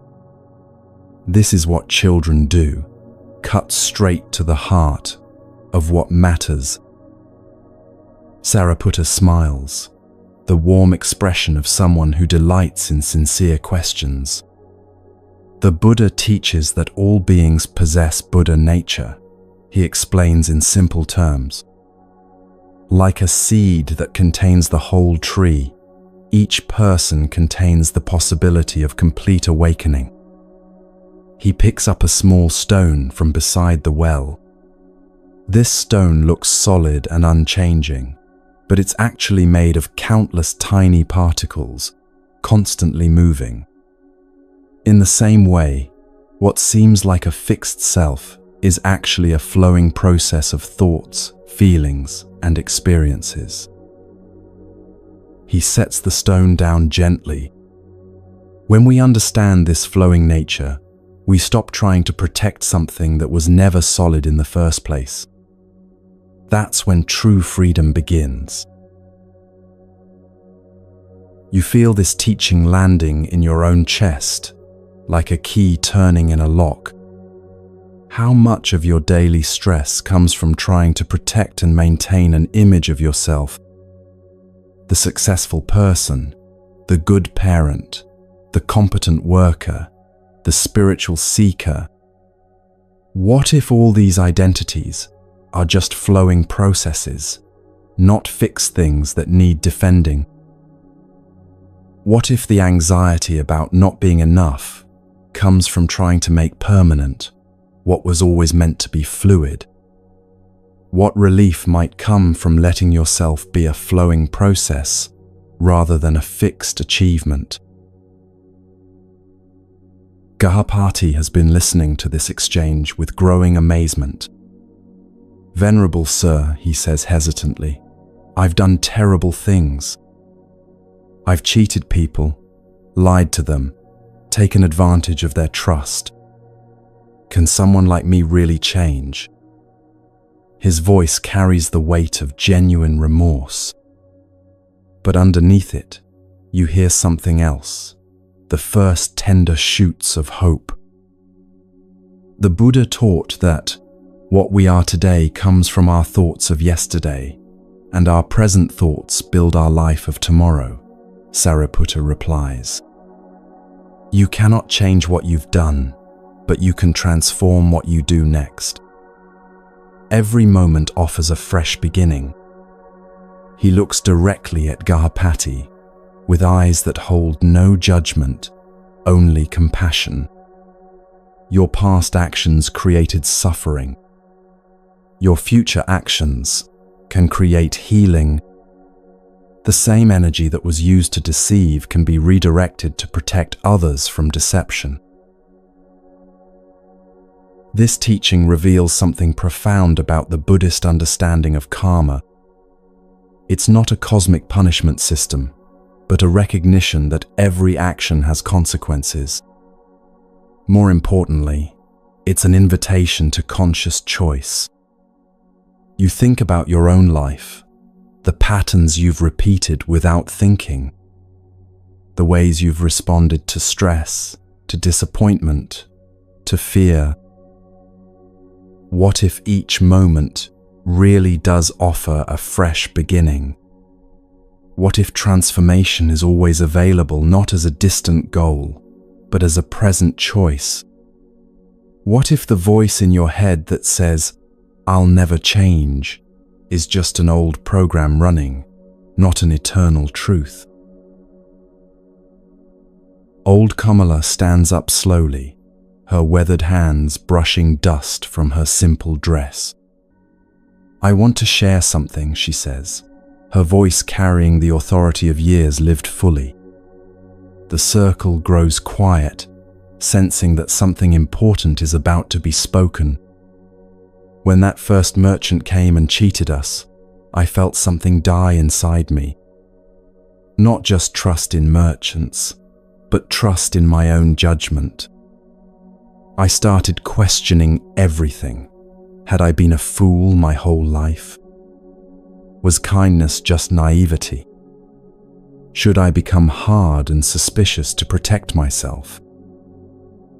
Her words resonate through the circle like stones dropped in still water. Everyone here has felt this same doubt after betrayal. You recognize it from your own experience. Those moments when someone's dishonesty makes you question not just them, but your entire way of being in the world. The terrible moment when you wonder if goodness is just weakness. If trusting people is just setting yourself up to be hurt. But watching these past few days, Kamala continues, I've remembered something important. One person's dishonesty doesn't prove that dishonesty is the rule. One bad experience doesn't erase a lifetime of good ones. She looks around the circle, her eyes bright with recovered wisdom. The Buddha teaches that wisdom lies in the middle way, not blind trust, but not cynical suspicion either. We can remain open while being discerning. We can stay kind while being wise. Sariputta nods approvingly. This is right understanding in action, he observes. The middle way between the extremes of naive trust and defensive cynicism. When we're hurt, the natural reaction is to swing to the opposite extreme. But wisdom finds the balance point, the place where we can engage with life fully while maintaining appropriate boundaries. This teaching speaks directly to a modern dilemma you face constantly: how to stay open in a world that sometimes seems intent on taking advantage of openness. How to maintain genuine kindness without becoming a doormat. How to trust your judgment after making mistakes. The answer isn't to become harder or more guarded. It's to become more skillful, maintaining an open heart while developing a wise mind. Learning to trust your intuition while also paying attention to red flags. Understanding that wisdom and compassion aren't opposites but partners. A commotion at the edge of the village draws everyone's attention. A small group of people is approaching, merchants from other villages who have heard rumors of something unusual happening here. They come not to trade immediately, but to investigate, to see if the stories they've heard could possibly be true. Stories of a village that had learned to transform conflict into cooperation. Of people who had turned betrayal into wisdom. Of a place where commerce had become community. The lead merchant, a middle-aged woman named Sumana, approaches with the cautious optimism of someone who has been disappointed before. "We've heard remarkable things," she says to the gathered circle. "People say there's a village here where merchants and customers trust each other, where trade is fair and honest. Forgive me, but in my experience, such places exist only in stories." Sucha rises to greet the newcomers, but before he can speak, something beautiful happens. The villagers themselves begin to respond. Mira stands up with her little clay pot. "It's true," she says simply, "but not because everyone here is perfect. Because we learned to be honest about our imperfections." She holds up her pot, which is clearly the work of a beginner, uneven, slightly lopsided, but made with obvious care.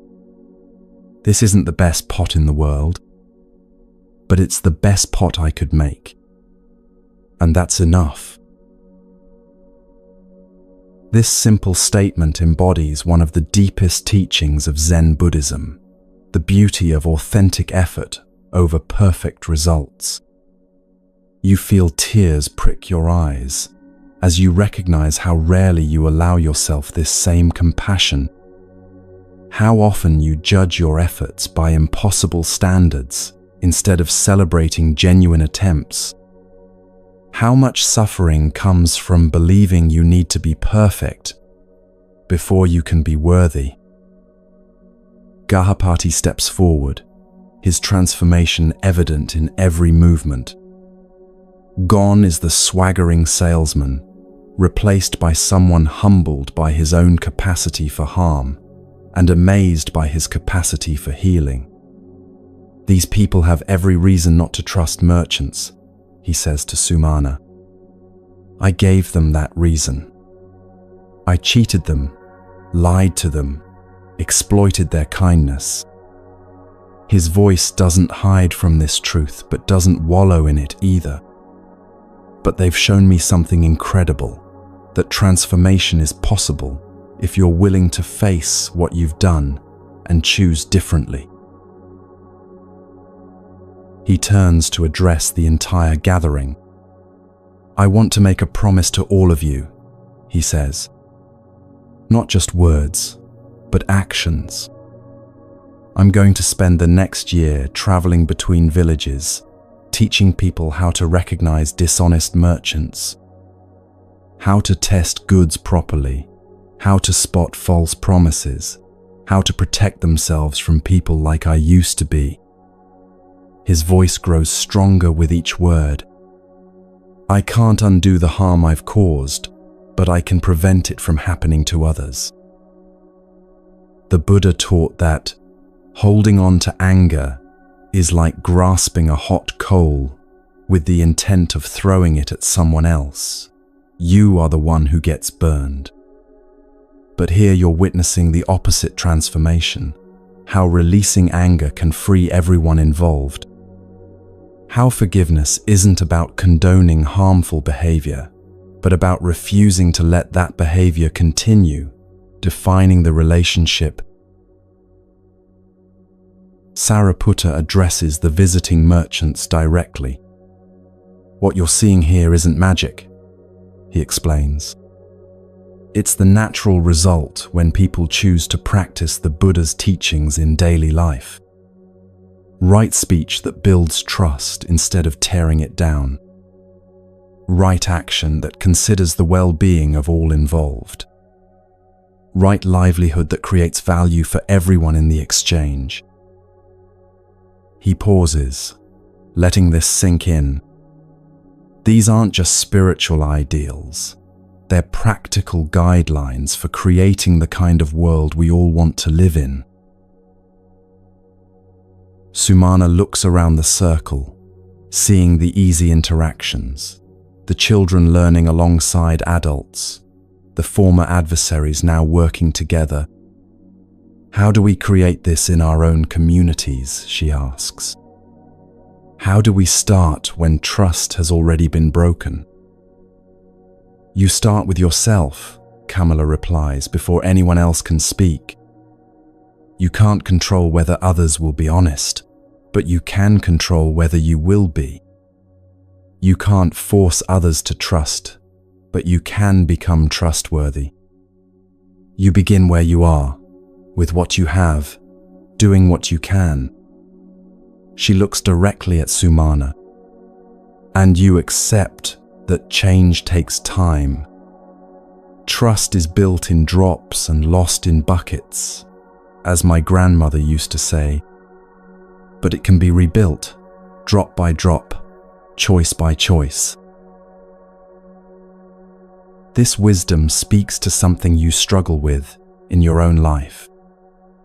The impatience with slow progress, the desire for immediate results. Whether it's healing a relationship, changing a habit, or developing a skill, the modern world trains you to expect instant transformation. But real change happens at the pace of seasons, not software updates. What relief might come from accepting the natural rhythm of growth, from measuring progress in tendencies rather than moments, from understanding that setbacks aren't failures, but part of the process.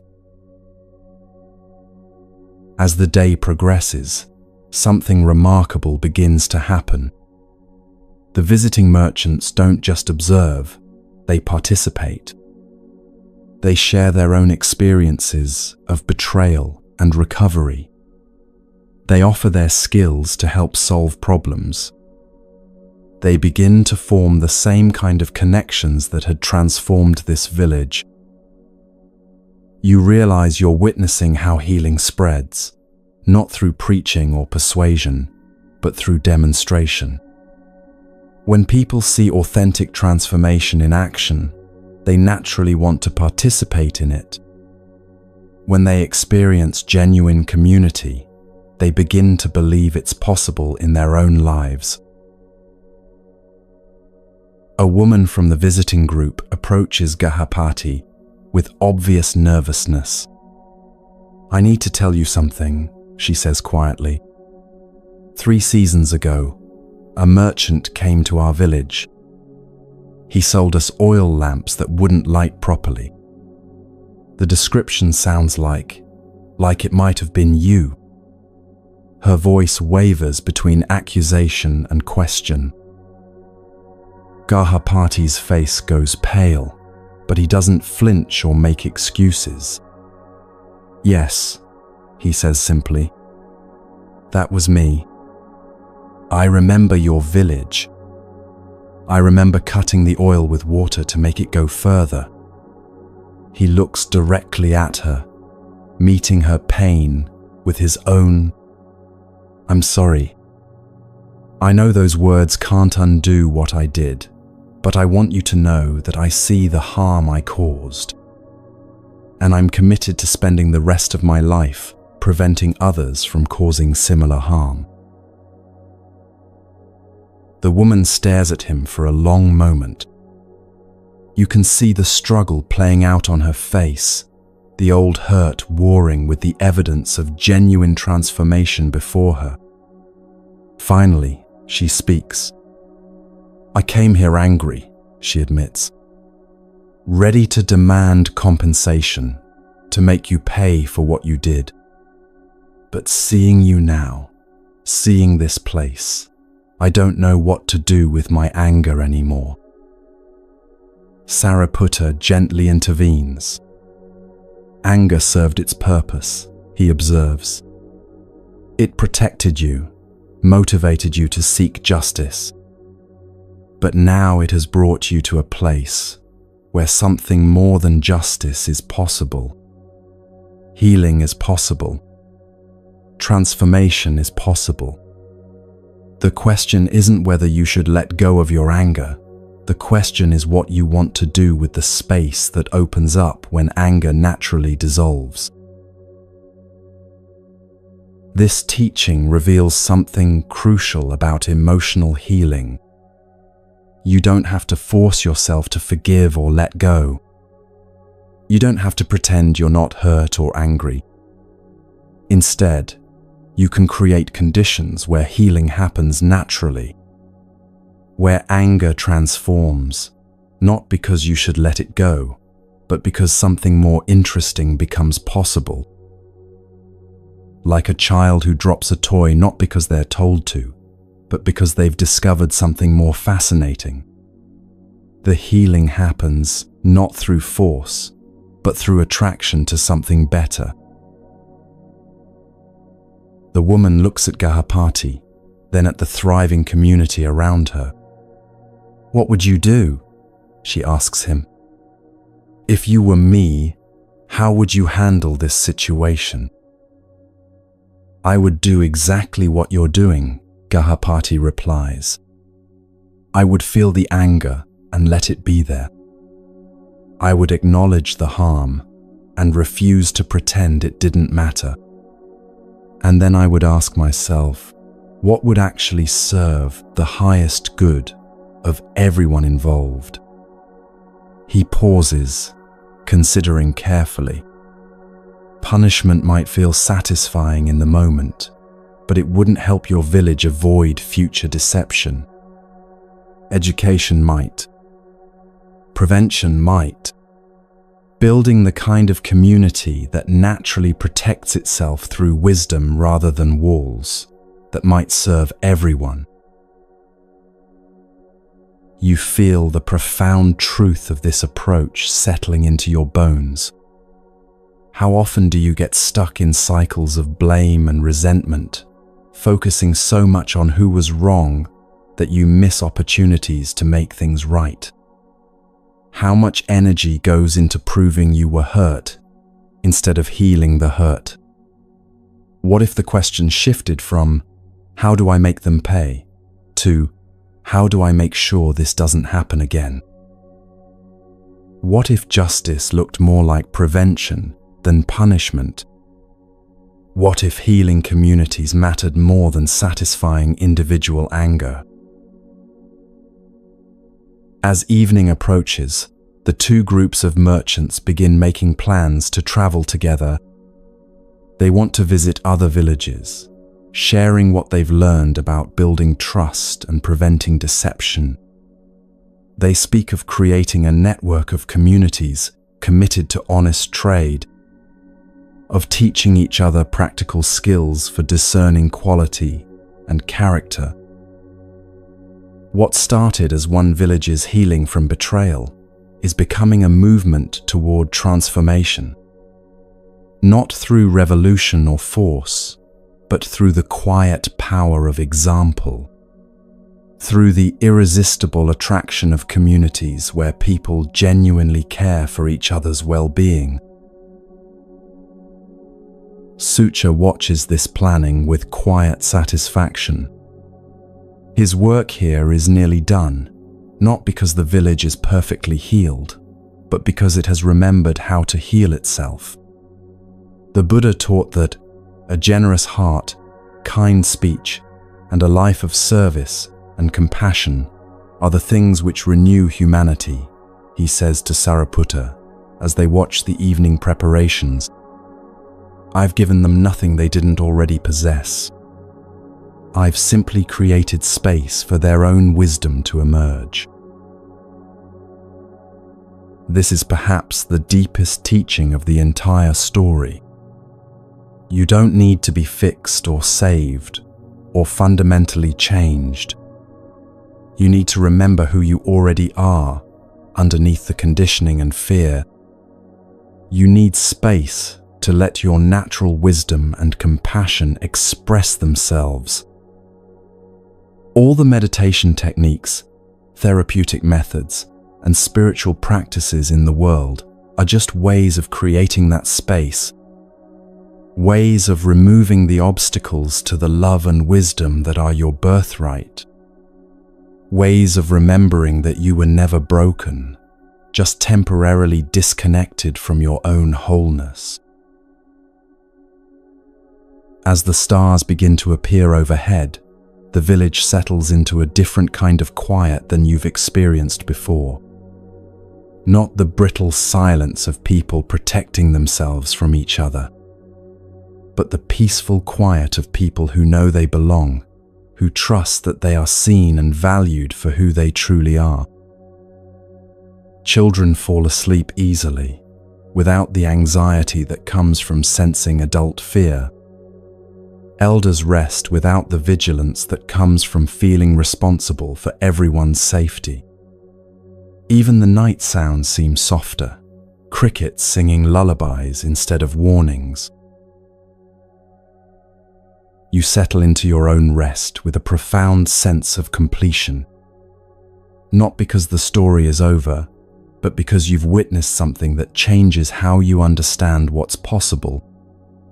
You've seen betrayal transform into wisdom, broken trust rebuild into stronger community, individual healing become collective transformation. And most importantly, you've experienced it not as a distant tale, but as a lived reality. Something that happened not just to characters in a story, but to you. Something that changed not just their understanding, but yours. Something that offers not just inspiration, but practical wisdom for your own journey of healing and growth.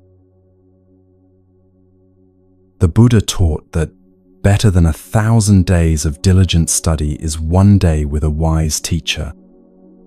Tonight, you have been both student and teacher, learning from the wisdom of this village while discovering the wisdom within yourself, receiving the teaching while becoming part of it. Tomorrow, you will carry this transformation back into your own life. But for now, rest in the knowledge that healing is possible, that trust can be rebuilt, that even the deepest wounds can become sources of wisdom, that you are part of a human family capable of extraordinary transformation when we choose love over fear, connection over protection, growth over safety.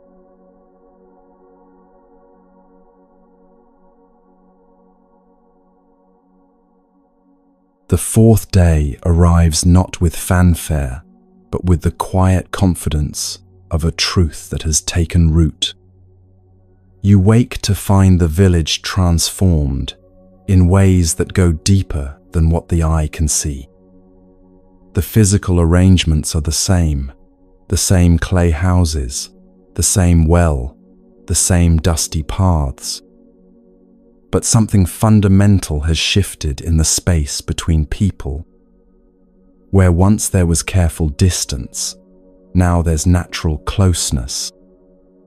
Where once there was guarded speech, now there's easy laughter. You're witnessing what the Buddha called the middle way, made manifest, not the absence of caution, but the presence of wisdom. As you approach the well, you find Sucha in conversation with Sariputta, their voices carrying the particular quality that comes when deep wisdom meets deeper experience. The remarkable thing, Sariputta is saying, is how naturally it all unfolded. No sermons were preached, no rules imposed. You simply embodied the Dharma and let others recognize it in themselves. Sucha nods thoughtfully. The Buddha taught that the mind is everything, what you think you become. But I've learned that the reverse is also true. What you become shapes what others think is possible. He gestures toward the village where people are going about their morning tasks with an ease that wasn't there before. They didn't need to learn new teachings. They needed to remember old truths that had been covered over by fear. You feel this wisdom settling into your own understanding, like water soaking into dry earth. How often do you forget that your own way of being in the world teaches others what's possible? That your anxiety gives others permission to be anxious? That your calm offers them a path to their own peace? That your authenticity invites their honesty? The most profound teaching isn't what you say, but how you show up. Not the advice you give, but the example you live. Not the problems you solve for others, but the peace you maintain within yourself. A small commotion draws your attention to the village entrance. A figure approaches on foot, walking with the distinctive gait of someone who has traveled very far.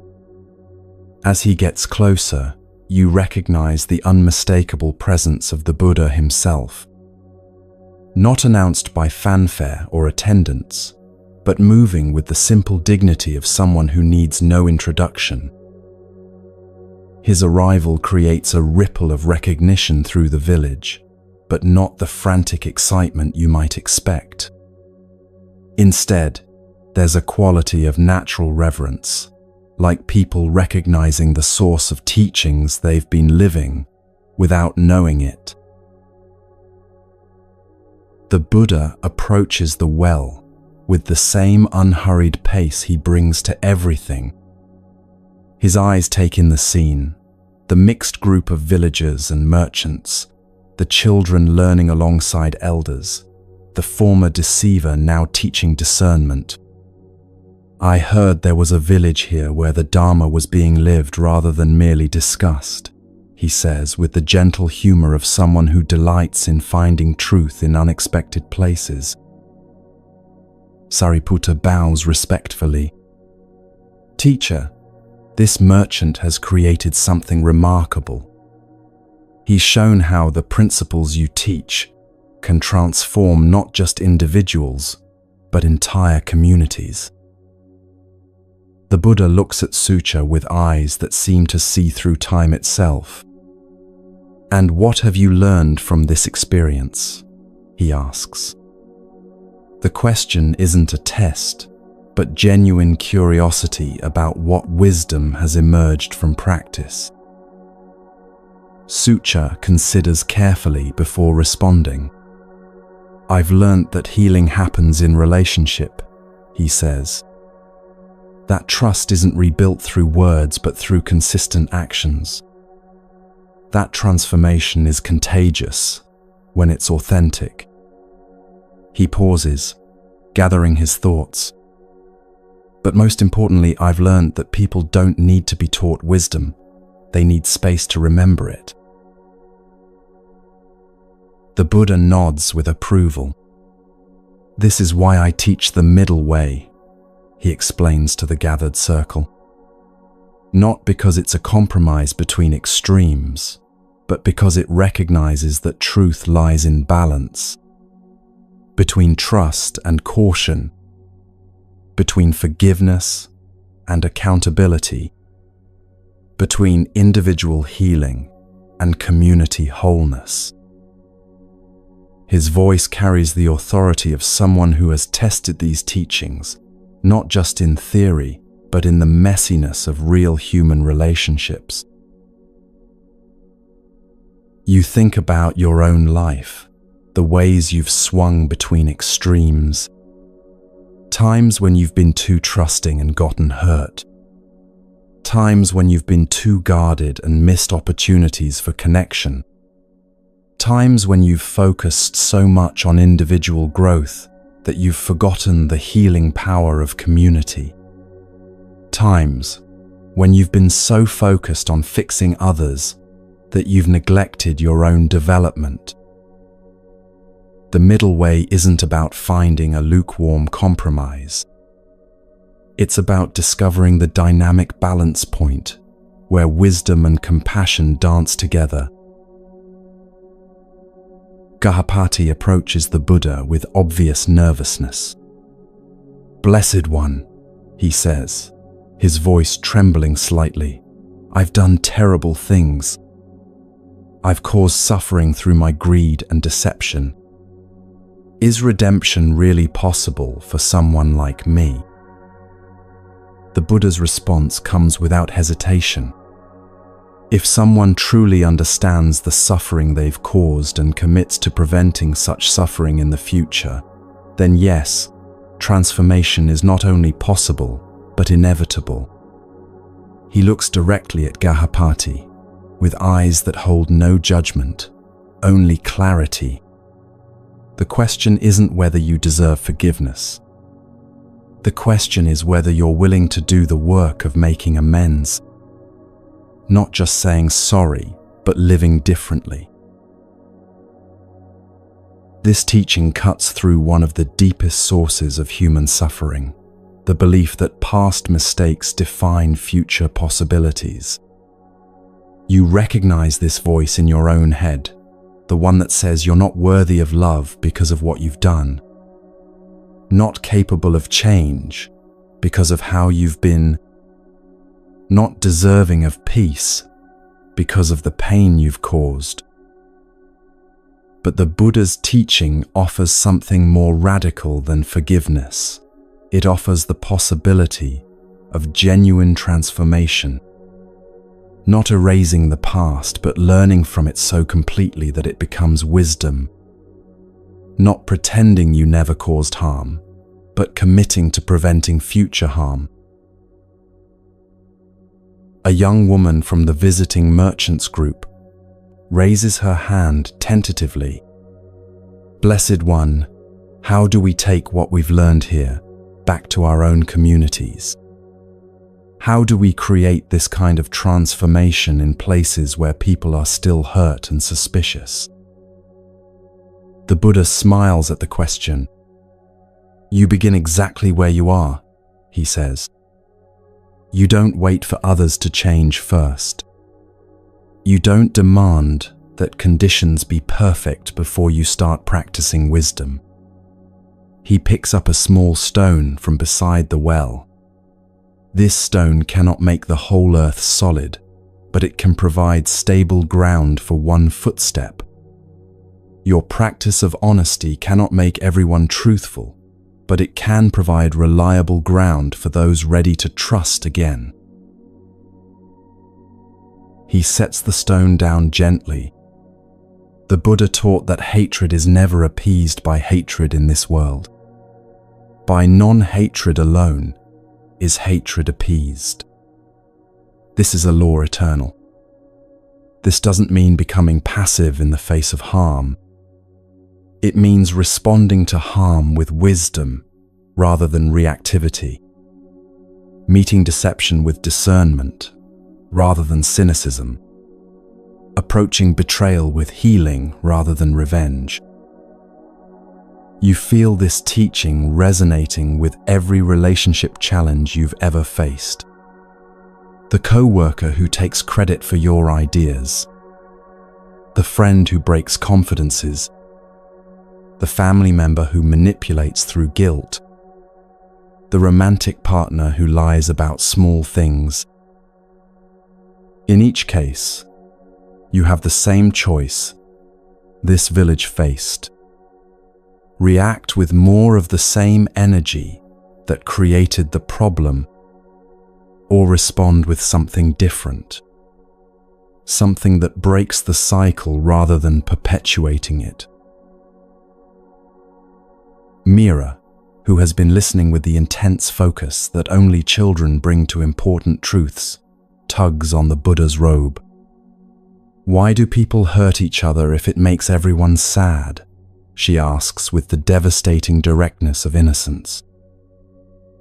The Buddha kneels down to her level, treating her question with the same seriousness he would give to any philosophical inquiry.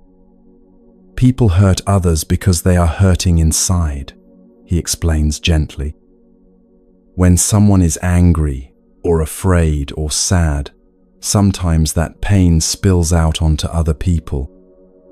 It's like when you're carrying a cup that's too full, some of the water splashes on others.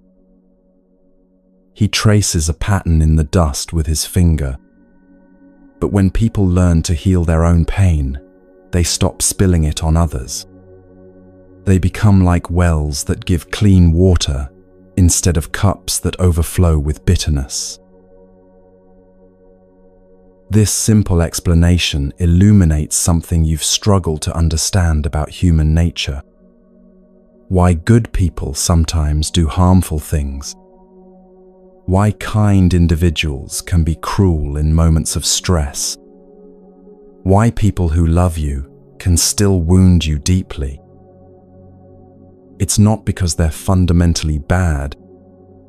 It's because unhealed pain has a way of spreading, because hurt people, just as healed people heal people. Understanding this doesn't excuse harmful behavior, but it does offer a path toward prevention rather than just punishment. As the morning progresses, the Buddha engages with each person who approaches him, not as a distant teacher dispensing wisdom from on high, but as someone genuinely interested in how Dharma principles work in daily life. He asks practical questions about their trades, their families, their struggles. He listens to their stories of transformation with the delight of someone seeing his teachings take root in fertile ground. What I find most remarkable, he says to the gathered circle, is how naturally the Dharma emerges when conditions are right. No one here studied texts or memorized teachings. Yet you've discovered through experience what the wisest sages spend lifetimes learning. He looks around at the mix of villagers and merchants, former adversaries now working together. This is why I teach that the Sangha, the community of practice, is one of the three jewels. Individual awakening is precious, but collective awakening transforms the world. This recognition gives you a new understanding of your own spiritual journey. How much of your growth happens not in isolation, but in relationship. How your healing accelerates when witnessed by others. How your wisdom deepens when tested in real-world interactions. The meditation cushion is important, but the marketplace is where Dharma proves itself. The retreat center offers necessary refuge, but the family dinner table is where compassion gets practiced. The therapy session provides valuable insight, but the workplace is where patience gets developed. As the Buddha prepares to continue his journey, Sucha approaches him with a question that has been forming throughout their conversation. Teacher, I understand now that my role here was temporary. This village has remembered how to heal itself. But what about the countless other communities still trapped in cycles of mistrust and betrayal? How do we reach them? The Buddha's answer comes with the patient wisdom of someone who has spent decades planting seeds that others will harvest. You don't reach them, he says gently. You become so thoroughly transformed by what you've learned that transformation naturally spreads through your presence. You trust that Dharma has its own intelligence, its own timing, its own way of finding fertile ground. He gestures toward the group of merchants preparing to travel together. Each of these people will carry what they've experienced here into their own communities. Some will be ready to receive it, others won't. But the seeds will be planted nonetheless. And eventually, when conditions are right, those seeds will sprout. His eyes hold the long view of someone who understands that real change happens across generations, not moments. Your job isn't to convert the world. Your job is to embody truth so completely that others can't help but recognize it. This teaching releases you from a burden you didn't know you were carrying. The pressure to fix everyone around you, to convince others to heal at your pace, to make people change who aren't ready to change. What if your only responsibility is your own transformation? What if the most powerful thing you can do for others is become genuinely free yourself? What if influence happens through example rather than argument, through presence rather than pressure? As the Buddha takes his leave, he offers one final teaching to the assembled group. Remember that what you've experienced here isn't the end of a story, but the beginning of countless new stories. Each of you will face moments when old patterns try to reassert themselves, when fear whispers that trust is foolish, when pain suggests that cynicism is safer than openness. His voice carries both warning and encouragement. In those moments, remember this well. Remember this community. Remember that healing is possible, that trust can be rebuilt, that even the deepest wounds can become sources of wisdom. He pauses, letting this settle into their hearts. The Buddha taught that all conditioned things are impermanent. Strive diligently. Your transformation isn't a one-time achievement, but a daily choice. A commitment to keep choosing love over fear, connection over protection, growth over safety. With that, he continues down the dusty road, leaving behind a community forever changed by remembering what was always true. That healing is humanity's birthright. That wisdom is our natural state. That love is the only force strong enough to transform the world.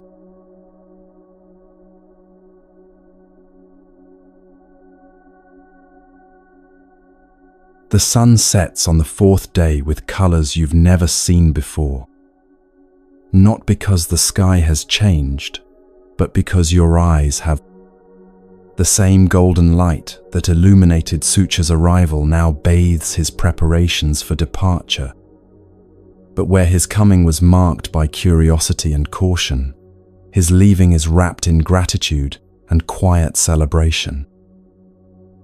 You stand at the edge of the village square, watching as people gather not to say goodbye, but to offer blessings for the journey ahead. Sucha's cart looks different now. Still simple, still honest, but somehow fuller, despite containing fewer goods. What fills it now are gifts from the village, not payment for services, but expressions of connection. Mira's clay lamp sits carefully wrapped among his belongings. Ananda's carved walking stick rests beside his own travel gear. Kamala has provided bread for the journey, baked with the same patient care she brings to everything. These aren't transactions but transmissions, love made tangible, community made portable. "You're not really leaving," old Kamala observes as she watches Sucha secure his belongings. "How can you leave when you've become part of who we are?" Her words carry the wisdom of someone who understands that true connection transcends physical presence. The Buddha taught that thousands of candles can be lighted from a single candle.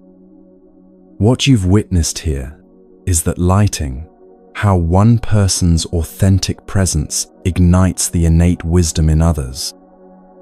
How healing spreads, not through preaching but through being. How transformation happens when people remember who they really are underneath their fear. You think about your own relationships, the people who have left lasting impacts on your life. Not necessarily those who stayed the longest, but those who saw you most clearly. Who reflected back your own capacity for growth, for kindness, for wisdom. Who believed in your potential, even when you'd forgotten it yourself.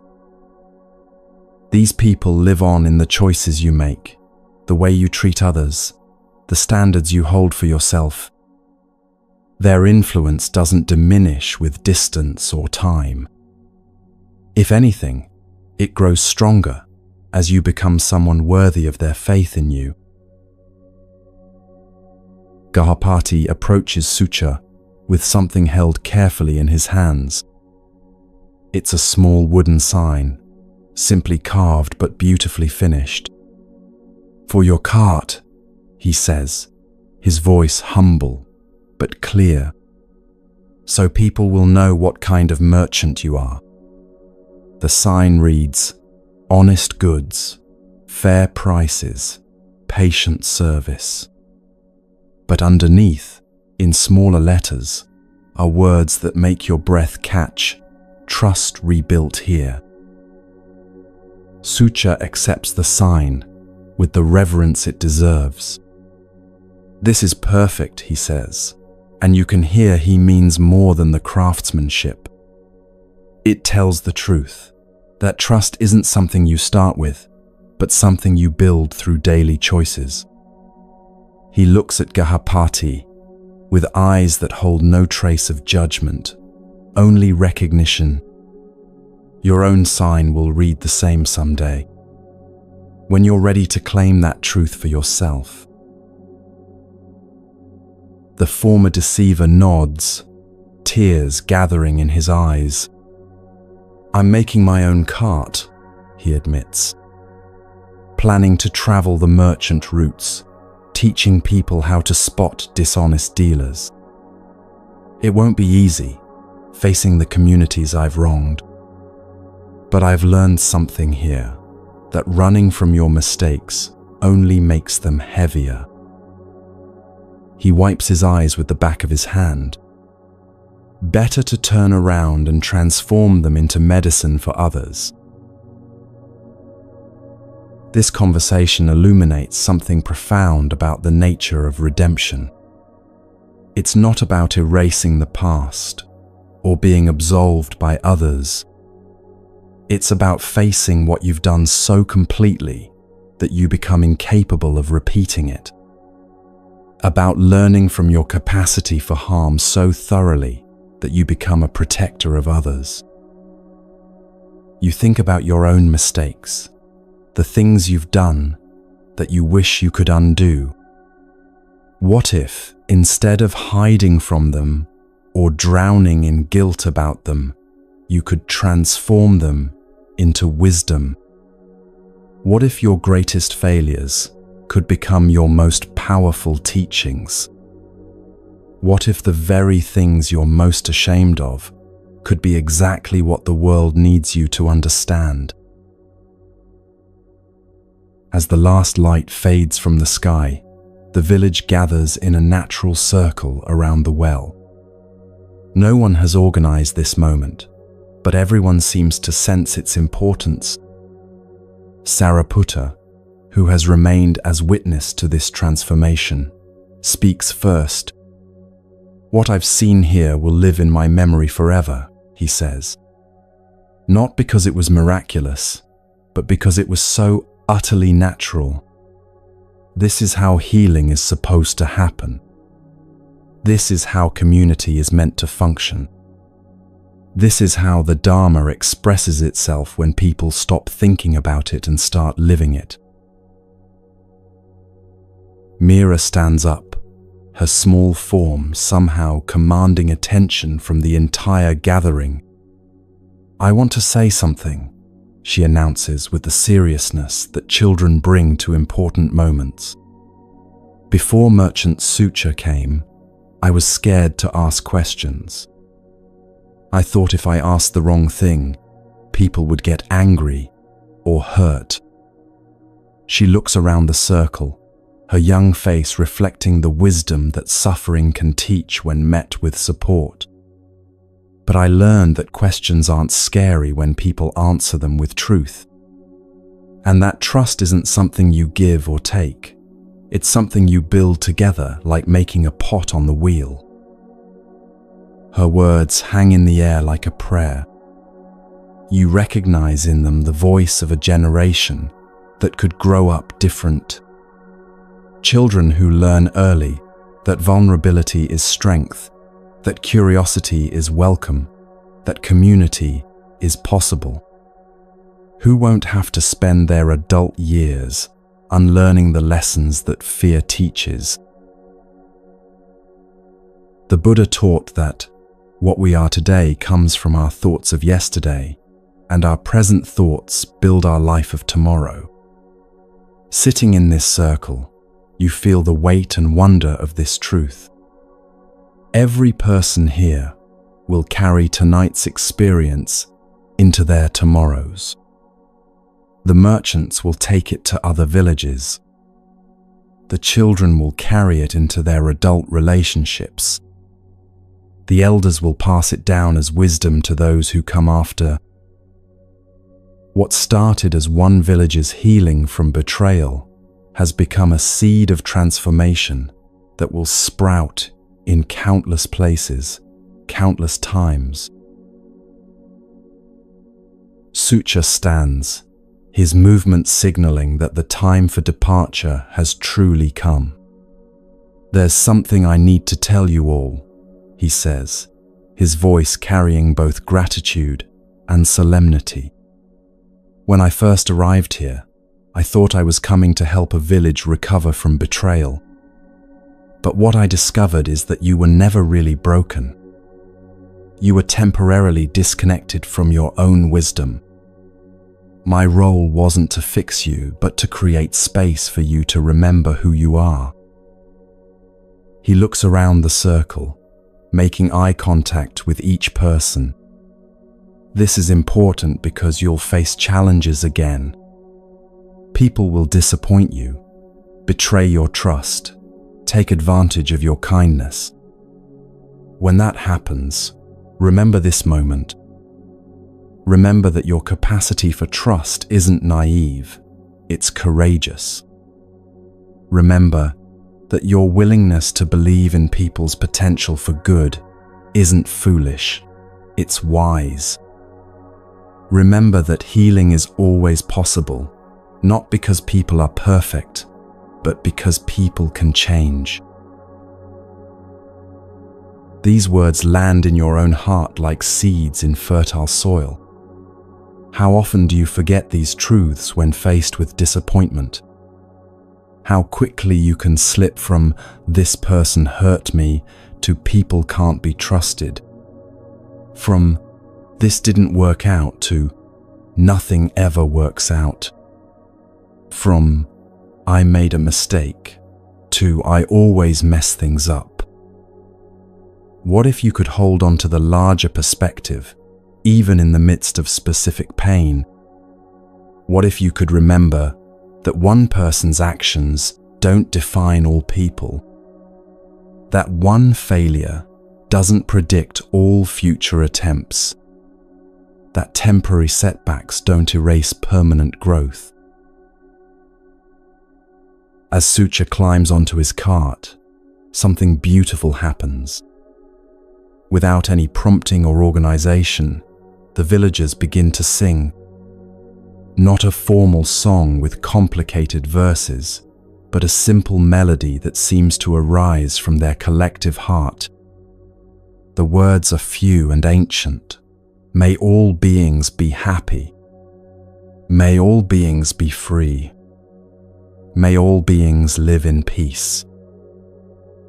Their voices weave together in harmonies that speak of lives interwoven, of healing shared, of community discovered. You find yourself singing too, your voice adding to the tapestry of sound that carries their blessings into the night.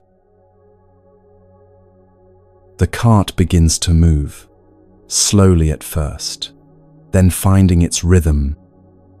But instead of growing smaller as distance increases, Sucha's presence seems to expand, as if leaving allows him to become part of the landscape itself. Part of the story this place will tell about itself. Part of the memory that will guide future choices. The oxen's bells chime softly as they find their pace, the sound gradually blending with the night symphony of crickets and wind, until you can no longer distinguish between the sounds of departure and the sounds of home. Standing in the square after the cart disappears from view, you feel something shifting inside your own chest. A recognition that you too are preparing to leave this place. Not physically perhaps, but spiritually. You're carrying with you everything you've witnessed and experienced.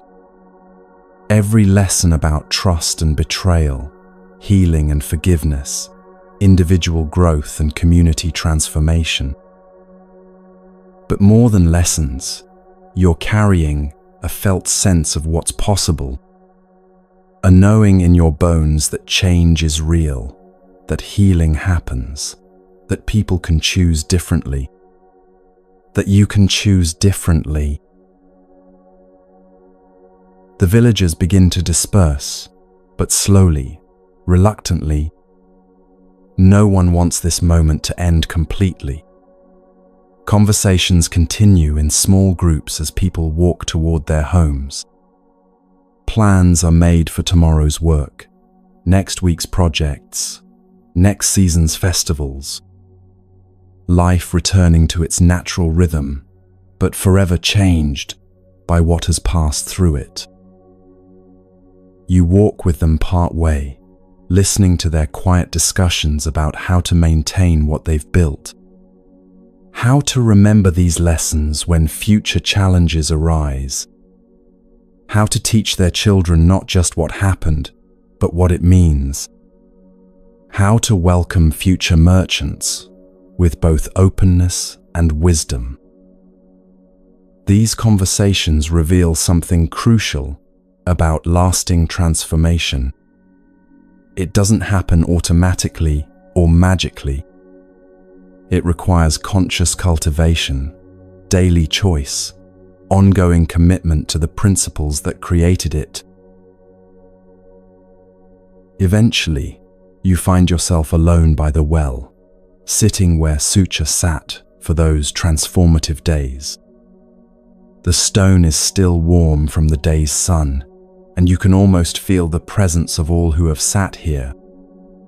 All who have shared their stories, their struggles, their hopes. All who have discovered that the way forward from betrayal isn't through hardness, but through wisdom. Through discernment that protects without closing. Through boundaries that include rather than exclude. Looking up at the stars, you realize that this ancient well has become something sacred. Not because anything supernatural happened here, but because something deeply natural was allowed to unfold. The natural human capacity for healing, for growth, for transformation. The natural tendency of wisdom to emerge when fear is set aside. The natural power of love to transmute even the deepest wounds into sources of strength. The Buddha taught that, in the end, these things matter most. How well did you love? How fully did you live? How deeply did you let go? Sitting by this well, you understand that these aren't separate questions but aspects of the same inquiry. That loving well requires living fully. That living fully requires letting go deeply. That letting go deeply creates space for love to flow freely. You think about tomorrow, about returning to your own life, with everything you've learned here, about the relationships that could benefit from more patience, more understanding, more skillful response to old patterns, about the communities you're part of that might be ready for healing, for transformation, for remembering what's possible when people choose connection over protection, about your own capacity to be like Sucha, not perfect, but authentic, not without challenges, but committed to meeting them with wisdom, not free from mistakes, but dedicated to learning from them so completely that they become gifts to others.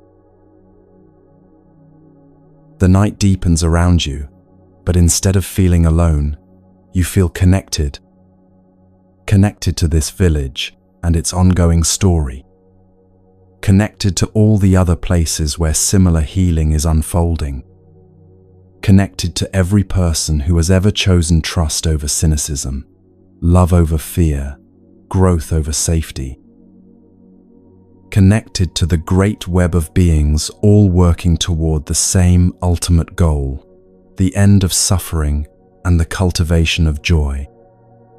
Not just for themselves, but for all beings everywhere. As you prepare to rest, you carry with you the deepest teaching of all.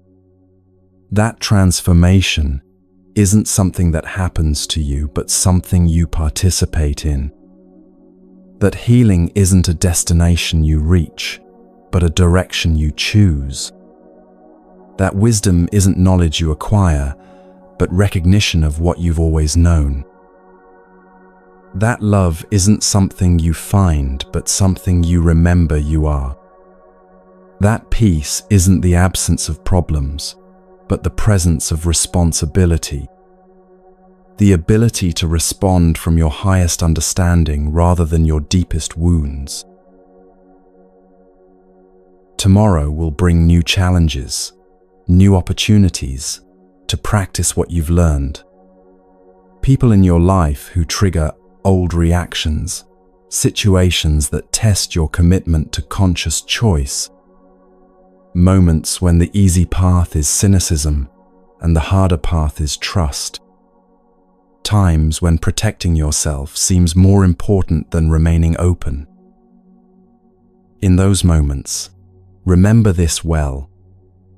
Remember this village. Remember that healing is always possible. Remember that you are always free to choose again. Remember that even the smallest act of authentic love can transform everything it touches. The story ends where it began, with you, breathing softly in the darkness. But you are not the same person who began this journey. You have walked the dusty roads of ancient India. You have sat by wells where trust was rebuilt. You have witnessed betrayal transformed into wisdom and wounds become sources of healing. You have learned that the merchant of truth was never just Sucha.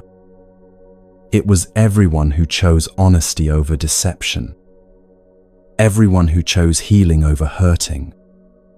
Everyone who chose to respond to life's challenges with wisdom rather than reactivity. It was you. Sleep comes now not as escape from the world, but as preparation to engage with it more skillfully. Dreams arrive carrying not anxiety about tomorrow, but trust in your capacity to meet whatever comes. Rest settles into your bones, not as exhaustion, but as the deep satisfaction of a day lived consciously. And in the morning, when you wake, you will carry with you forever the truth this village discovered. That love is stronger than fear. That trust can be rebuilt. That people can change. That healing is possible. That you are the merchant of truth in your own life. Trading in the only currency that really matters, authentic presence, conscious choice, and the infinite capacity of the human heart to transform suffering into joy.